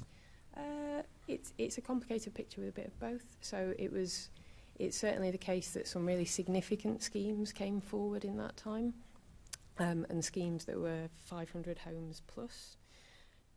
That was certainly part of it. So sorry, how many? So schemes that were 500 homes plus. In terms of the breakdown of the numbers that came forward in that last quarter, I'd have to get that for you separately as a breakdown.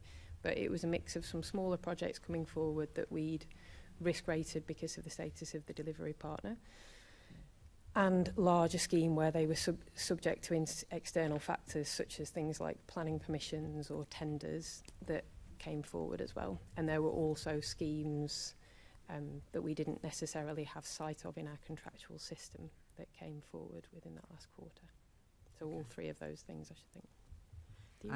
Did you pull up sorry, thank you, Rachel.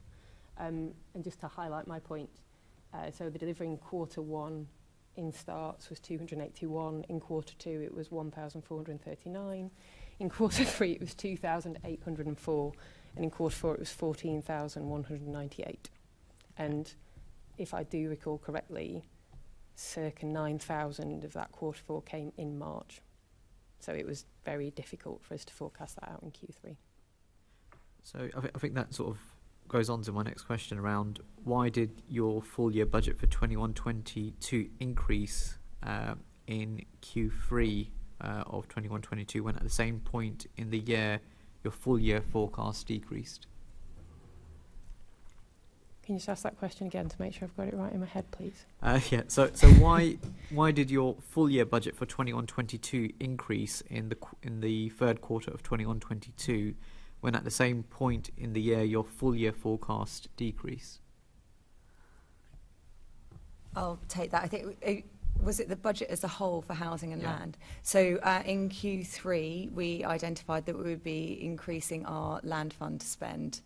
Capital land fund spend at that point. Our land fund programme is a very demand-led land fund programme, and we spend the money on a really big range of projects. So some of it's land acquisition, some of it's loans, and as you might imagine, they have very different spending profiles.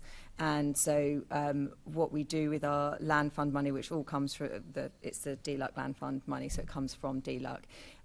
We profile that out when we have much greater certainty of what those projects are, given that they are so demand-led as well. At Q3, we had much greater certainty that we would be spending some more land fund money in this financial year, so we increased for that. Not for the AHP, because the AHP target at that point, we were being fairly risk averse in terms of what we thought might come forward. And as you can see from Natalie's explanation of the numbers, that was why we changed that overall. Okay, and a final one from me, because obviously we've seen in the last year also interest rates increase, and we all know about the impacts of inflation at the moment as well.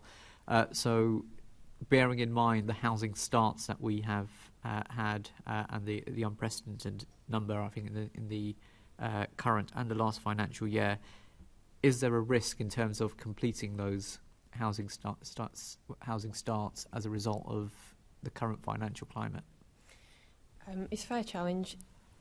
I don't think we have evidence of that yet, if that is the case, and the reason for that is that it's the commercial calculation that parties are making. So for the majority of our delivery partners for the programme might be local authorities or housing associations, and the way they have dealt with their interest rates and managed them will have been defined at the point of start, so they'll have set the commercial parameters for the project, and albeit they might be put under some strain, but they are for the most part experienced and prudent delivery parties, so it will be in their interests commercially, but also in terms of either their charitable endeavour or their endeavour towards those communities to finish and complete those projects. But in recognition of what you are saying, it is fair to say that in terms of the general operating environment, the two factors you have cited might affect the appetite of governance structures for the delivery agents that we have to increase their pipeline in future periods. And it's well discussed within that sector that the two factors you've just cited, and cost of living and net zero and building safety, are all strains on the appetite of those agencies to remain pro-supply. But if they have already got sunk costs into a project, there are multiple commercial and missional reasons for them to complete them. So that's not a risk we are seeing yet, but we are closely monitoring it. And if any of that comes forward, it'll become part of our programme response and it'll become something we talk about. Thanks very much. Assembly Member Hall. Thank you. Tunde, you haven't been called on to engage, so let me ask you, how many times did you change your budget during 2021-22? I'm assuming you mean overall the communities and skills budget. I haven't actually got that figure to hand. I can get that to you. Was there a specific area that you were interested in? I'm just wondering how often it changes. So budget forecasts have changed as the year has gone by. Much of our work, particularly outside of skills and employment, is based on working with partners. And sometimes when you start off with an idea with a partner, it develops over time. So there's been occasions where we've reprofiled the budget. I think specifically in terms of the Building Strong Communities Fund, we reprofiled a New Deal for Young People. We reprofiled about just under 7 million for future delivery as the year has gone by. But in terms of an overall number, I'm happy to come back to you with that. That might be interesting. I mean, when you reprofile, I'll have to learn that as a separate word. When you reprofile these things to put more money in or to take money out because you don't know what's the system in that? But what do? Do you go and talk to Enver? Do you say I want more money for this, but I'll adjust it in a different way, or is a lot more money put in, or how does it work? Well,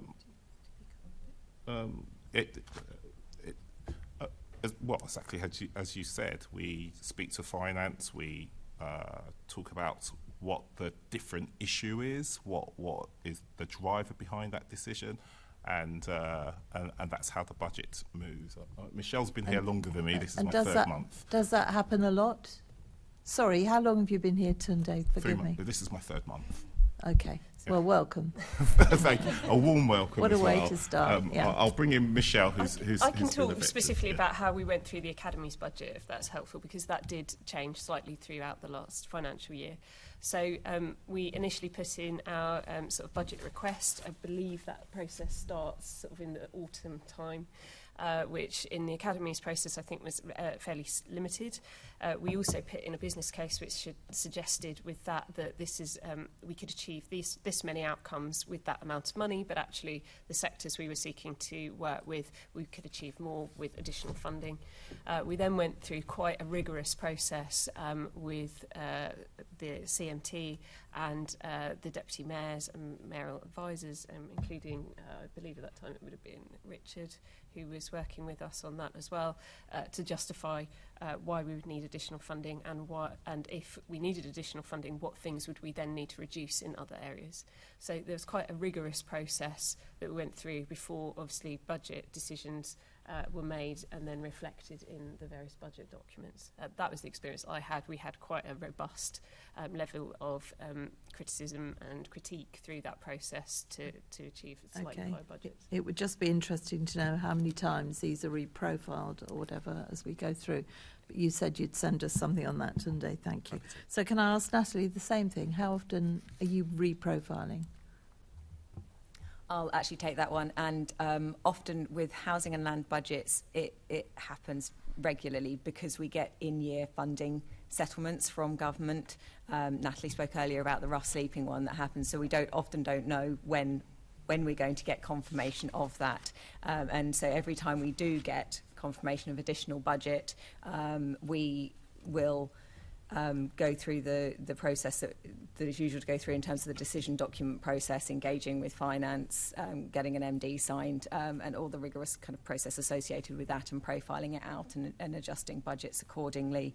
We do detailed reviews. Well, last year we were doing detailed reviews on a quarterly basis of spend. Very similar to this, but just with kind of the corporate management team, really, where we go through performance and our spend, and we make necessary adjustments at those points as well. Quarter 3 is a particular focus. This year, we're doing it even more frequently with finance on a monthly basis to look at how we are progressing against our spend, but we wouldn't be adjusting budgets at that point. We're adjusting our forecasts against budgets on that process. For time reasons, I'll leave it at that. Thank you. Thank you very much. Right, we're going to move on to the last section, which is about GLA forecasting processes, and I think for this we'll get some ENVA action. I think just looking at. I regretted it instantly. Looking at the forecasts from last year, each of them Q1 through 4, and there's real substantial variances with the outturn. So, what happened? Talk us through it.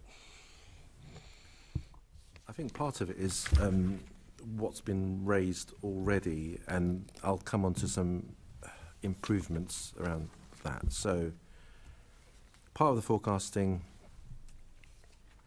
is that, I joined an organisation during a pandemic, and all I've heard for nearly 2 years is because of this and because of that we can't do this, that and the other. So I don't know what normal looks like, but the forecasting does need to improve, and it is getting better. There's an element which I'm still working with others internally around how we're going to get to the bottom of, and that's the external funding. I mean, you've got the two main areas where external money comes in during the year, and I'd like to see a better pipeline of that and a better understanding of how we can factor that in at a much earlier stage than it appearing in quarter 3 or quarter 4. The budget setting progress is far more vigorous now, and the profile is far more vigorous. There's a lot more people involved in scrutinising teams around how much they need, what they're going to do with it, when are they going to do what they're going to do with it, so that the profile is better. Now this year that really started to kick in at quarter 3. We've already begun what we're going to do. The process for 22-23 is already now happening. That process is much more vigorous. There's a lot more challenge at the quarterly meetings around what people are saying. And in the background, in terms of financial services, that's all being changed through a financial improvement program. So the systems are changing, the processes are changing, and the people are changing. There's a lot more, there's a restructure going on. We're employing qualified accountants at the senior finance business partner level who will be much more embedded into these business areas to probe these forecasts and to work with the business areas so that the forecasts that are produced are owned jointly with finance and the business area, and what gets put forward is actually one that reflects the reality of what looks like it's going to happen. Now that has begun, but it's nowhere near where we want it to be, and that restructure is currently happening. The system has been changed, the processes are changing, but it's a continuous improvement program. I'd like to think that in 12 months you'd look back at it and say that 22-23 was much better than 21-22. You gave me a date there. That was great. 12 months. We get to go back. No, I think you look at it on a quarterly quarter, you'll notice it. I mean, you looked at quarter 4 and you say how that compared to quarter 3. What I'm saying is that these processes should improve it on a quarter-by-quarter basis. But sometimes you don't see that. It's like a movement of a glacier. It's slow. You don't notice it. But when you look back over a period of time, you've seen how it's shifted. What I'm not 100% certain about is, you know, we're asking central government for funding, and then it appears, and all of a sudden we change the budget. And if we could improve that pipeline by working closer with colleagues in central government departments, so that we say, what's the likelihood of this happening?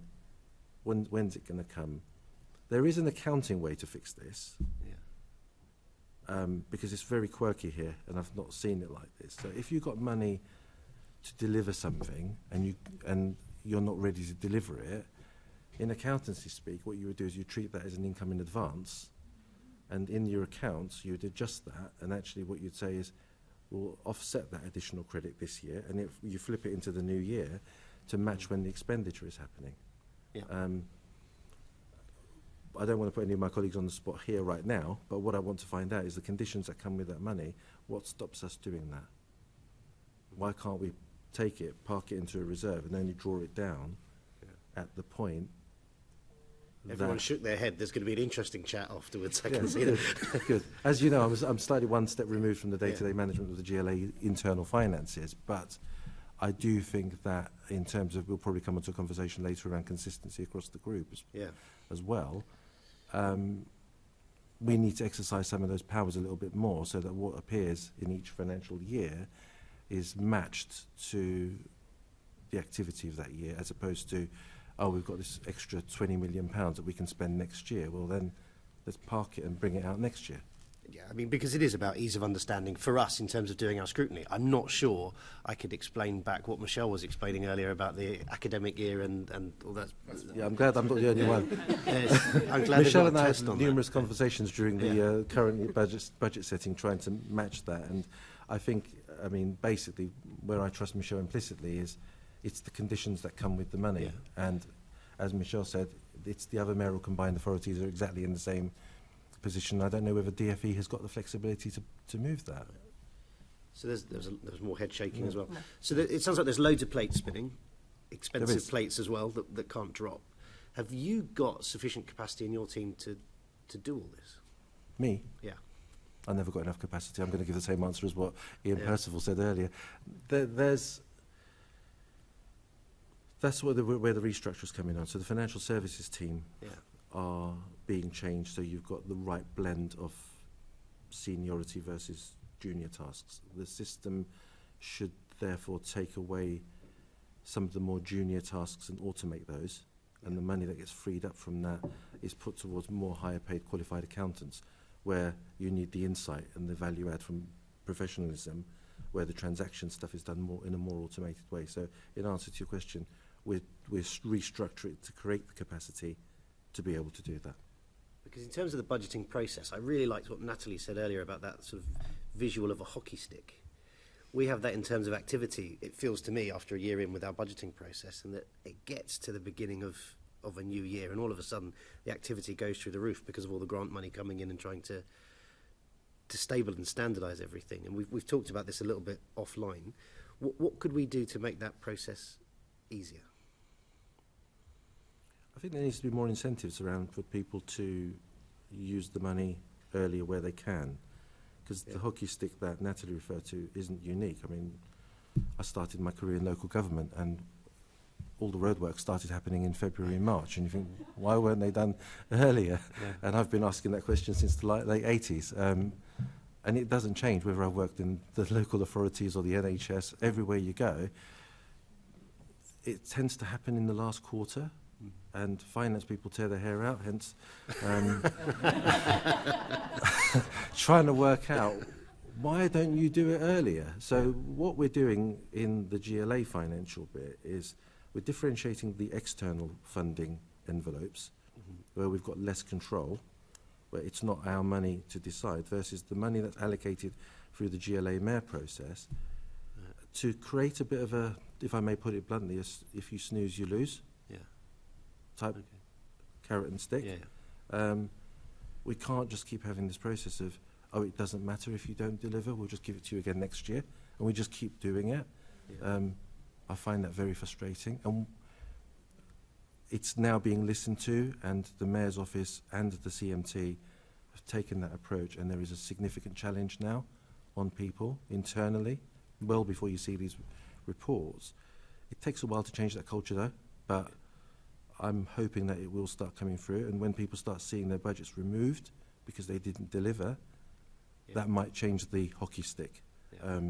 That's not specifically about Natalie's area, but if we can do that with our external partners as well, people need to feel the threat that I'm going to take the money away. And in the Home Office, I did. I took money away from one year area and gave it to someone else who used the money more effectively.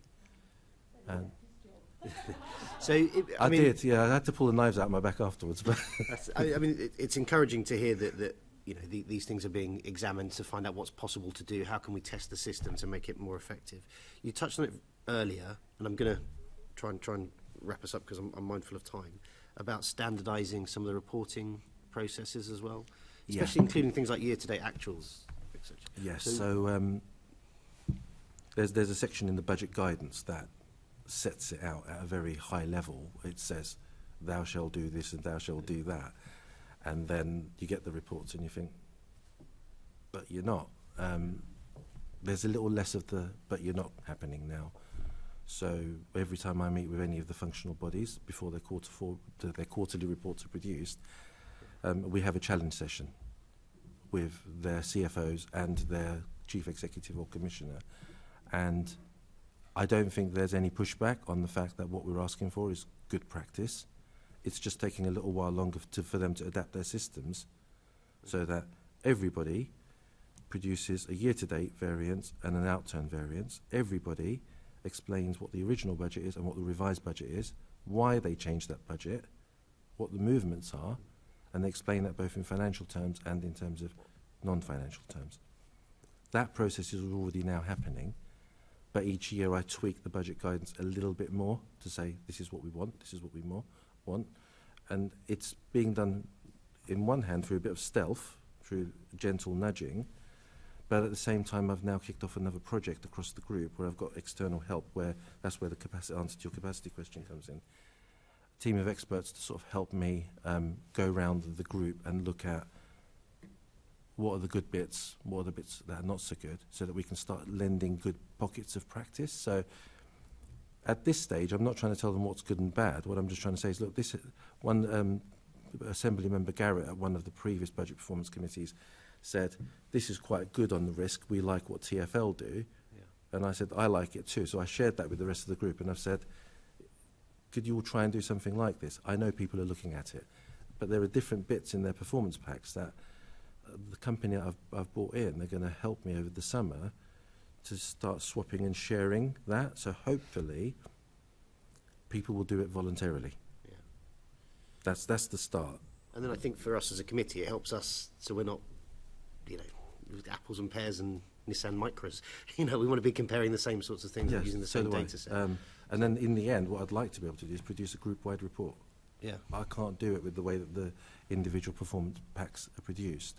They all use different systems, and it would cost millions to move everyone to a single system, and I don't see a world where the Met and TfL, who are the two biggest, will ever switch to the same system. So we have to do it with an overlay type of report where they continue producing what they do for their own boards, but we actually produce some sort of standardised overview. Babel fish of accounting that we can sort of... Something, that overview that consolidates the overall financial position, the overall performance, what are the key highlights, what are the key risks, what are the common issues that we're facing. Everyone's facing cost of living issues, everyone's facing capacity around recruitment and resourcing. But these are common across the group, so at the moment it's only in a few people's heads across the group, and it'd be nice to produce that. So the timeline for that is this financial year. I'll be able to be more specific once the consultants have worked with us over the summer and give me a feasibility on... They're doing a sort of an alpha project, an agile project on it, so they're going to give me some options around what good would look like, and then we'll take it from there. Okay, thank you. I'm going to move on because of time. So, Assembly Member Clark. Thank you, Chair. And I also just want to welcome my sixth form visitors today from St James and Barnet and Hampstead School in Camden. So hello. You'll be delighted to know this meeting is now nearly finished. But Enver, back to you. I know I appreciate what you're saying, that the reports are a bit different and for good reasons, and that you're trying to kind of bring ahead some consistency. But I'm just wondering if you can tell us which of the GLA Group quarterly reports represent the best practice in terms of format and financial matters. They all ask me that question. Do they all ask you It's that like question? your children saying to you, which one do you love most? And you can't say that. What you've got to say is there's bits about each of you that I like, Yeah, and okay. you're all good. And you never say which bits you don't like. So what we've done is we've pulled out some pockets of good practice from each of them. We did a SWOT analysis internally with my performance and governance team, and there are some good bits in each of them. TfL's lends itself quite well, but as a certain person in this room will know, where's the forecast in their report? So you can't say it's that one as a whole. There are others that have got forecasting that are good. There are some that have got really good contents pages. There are others that cover risk and issues well. So I pulled together like 10 really good bits and pieces out of each of them, and I gave it to the consultants, and I ran an internal workshop across the group with both the finance and performance leads and said, have a look at what you're all doing. Now, if you could all take bits of this and put it and weave it into your report, whether you use PowerPoint or whatever format you use, if this was in there, then at least you know when you open a performance pack, you're going to have this information in there somewhere. It might be that, you've got the steering wheel on the left or the right, but you know there's a steering wheel in there, right? And there's an indicator. For me, to get everything in there first, and then later we can structure what comes in which order. So we're taking it slowly here, because it's a big group and lots of different stakeholders there, and it's being done for encouragement. Yeah, do you get the sense that the different groups within the GLA are looking for best practice from other groups? Yeah, they are. Yeah? Yeah, I'm not getting pushback. Good. I think it's just been capacity in the past, and I think the willingness is there now. Okay. I hope, fingers crossed. I hope so too. Yeah, Yeah. That sounds optimistic. Just coming on to something slightly different. The mayor has obviously set an ambitious target of reaching net zero by 2030 in London, and part of that involves climate budgeting. When are you expecting climate budgeting to be introduced across the GLA Group, and what planning is happening to allow for that? So 2030 is very ambitious,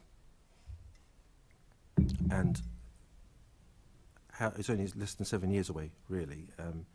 So how do we know where we're getting there? And our environmental colleagues have been talking about this for decades. But talking alone doesn't get you there. And creating a climate budget, despite the fact it creates lots of extra work for me and all of us, is the right thing to do, because it puts the effort and the energy that's put into the climate agenda front and mainstream into the budget process, which none of us ignore. We're all here talking about the budget process. So the minute you put the climate agenda heart and centre into that, people start to realise where the gap really is. And for that purpose, for the coming financial year, London has joined the C40 Cities organisation as being one of the 12 global cities as a pilot. So you can't do this in one big bang approach, because it's a lot of energy and a lot of effort. The environment people across the group have already been working together. There's a group called NVIG, and they already work together. But the finance people have been behind the curve. I was. And the mayor said, I want London, as he's the chair of the C40 Cities this year, London has to be one of those pilots. So about 3 months ago, I was told, Enver, you're leading this piece of work. And I'm incorporating it into the budget setting process, but we're doing it in a staged approach. So the group will be year one. We're experimenting with it. We're putting out guidance. In addition to the budget guidance, there's a complicated template. We're working at working officer level with finance and environment people across the group. We are structuring it with those people so that we're not asking for the impossible. And we've agreed a phase in terms of what we're doing in year 1, what we're doing in year 2, what we're doing in year 3. So it won't be a big bang. If what we get back in year 1 is not good, I won't propose that it contaminates the budgets, excuse the pun, but I don't want it in the budgets because it would just make the budgets look rubbish, and you know how hard I work to make them look good, so I'm not going to do that. So we're asking for it in a separate table, and there's going to be 2 tables. One table's going to say, this is the stuff that's already integrated in our budgets that we're doing, but just so you know, here's a separate annex that tells you what we're doing on climate budgeting. And then there's the second table, which is, here's all the other stuff we need to do to get to net zero, which we don't have funding for, so that we know where the real gap is. But it's new to me. Yeah, it's not the same as carbon budgeting. People use the same, carbon budgeting's been around for a while. This approach has only been mastered by Oslo, and it's now the other 12 cities we're trying it. We're talking to one another, and you know, I'm talking to all the London borough authorities. Only the other day I was talking across London Borough's group as well on climate action plan. So finance people are running just to catch up with where our environment people are on this one. But you'll have to ask me in a few months what I really think is happening. I'm sure we will. Thank you for that. And do you feel you have the right resources in place, or are the resources you need sort of an unknown quantity at this point? You'll recall at the oversight meeting in June, there was some additional posts that were requested as part of the sort of green finance. Some of the work that those people will be doing will also be supporting me on the wider climate budgeting, because the green finance bit is only one aspect of this work. I need carbon analysts. I'm not a carbon analyst. I've got senior finance analysts, but they're not green experts.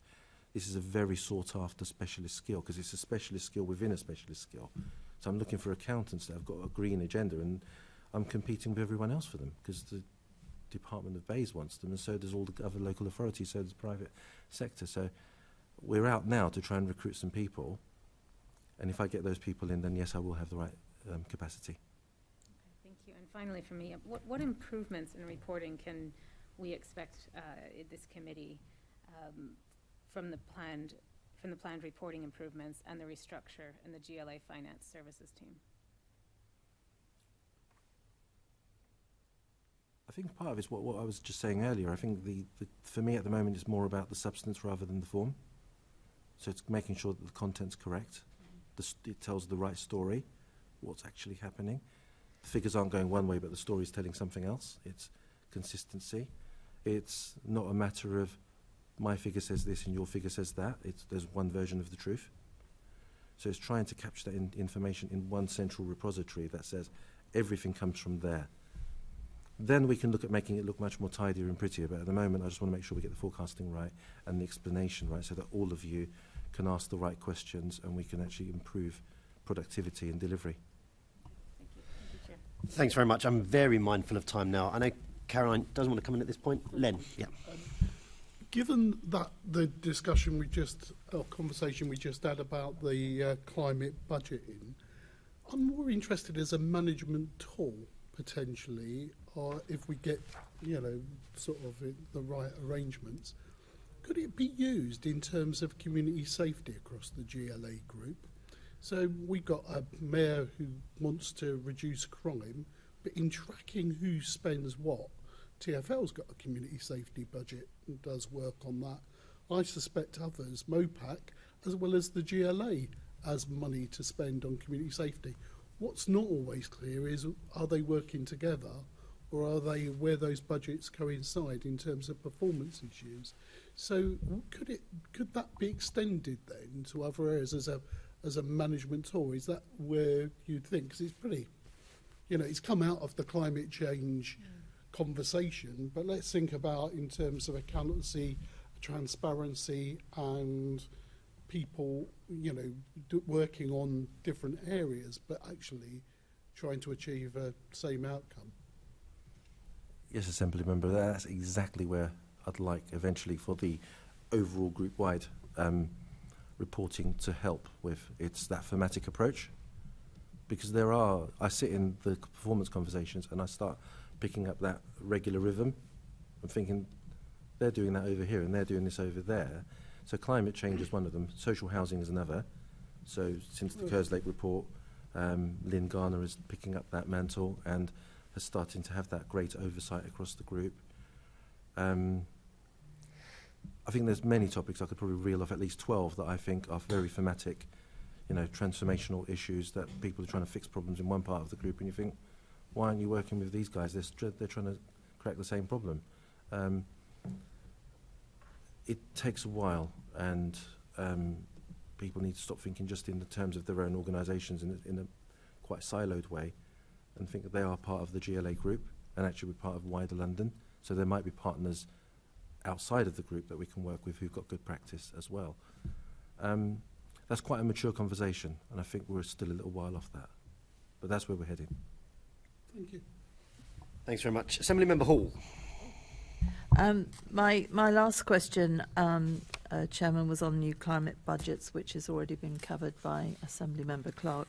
So I'll just ask this one. The majority of the functional bodies are reporting against revised budgets that have changed from that published by the Mayor in March 2021. Under what circumstance do you allow changes to the London Assembly approved final budgets, and what are the processes and controls around these budget changes?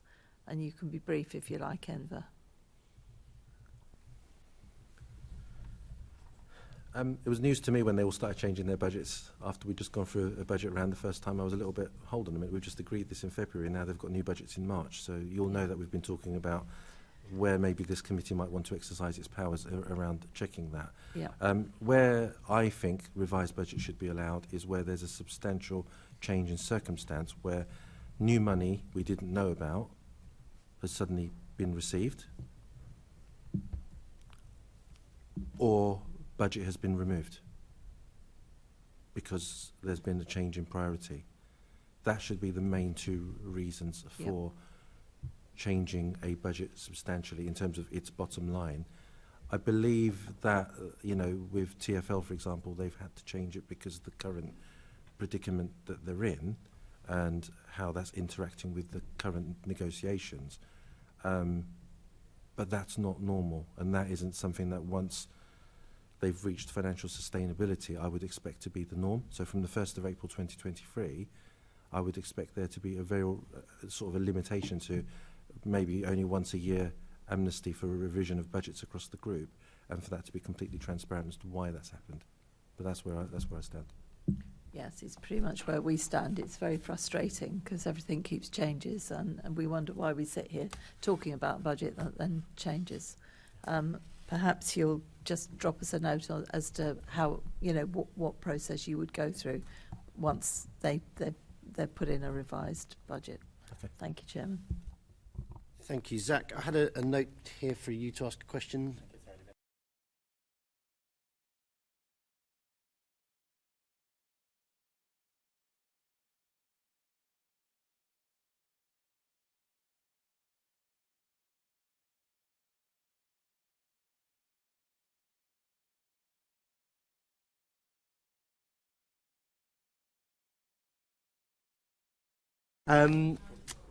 Be kind to foxes, absolutely.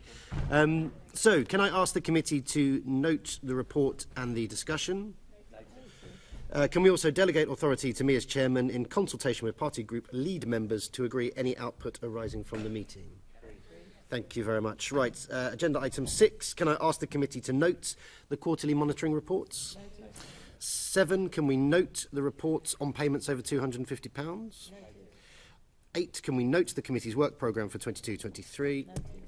And we have the date of the next meeting, which will be on the 21st of September at 2 p.m. here at the Crystal. I have not been notified of any urgent business today, so that concludes today's meeting. Thank you.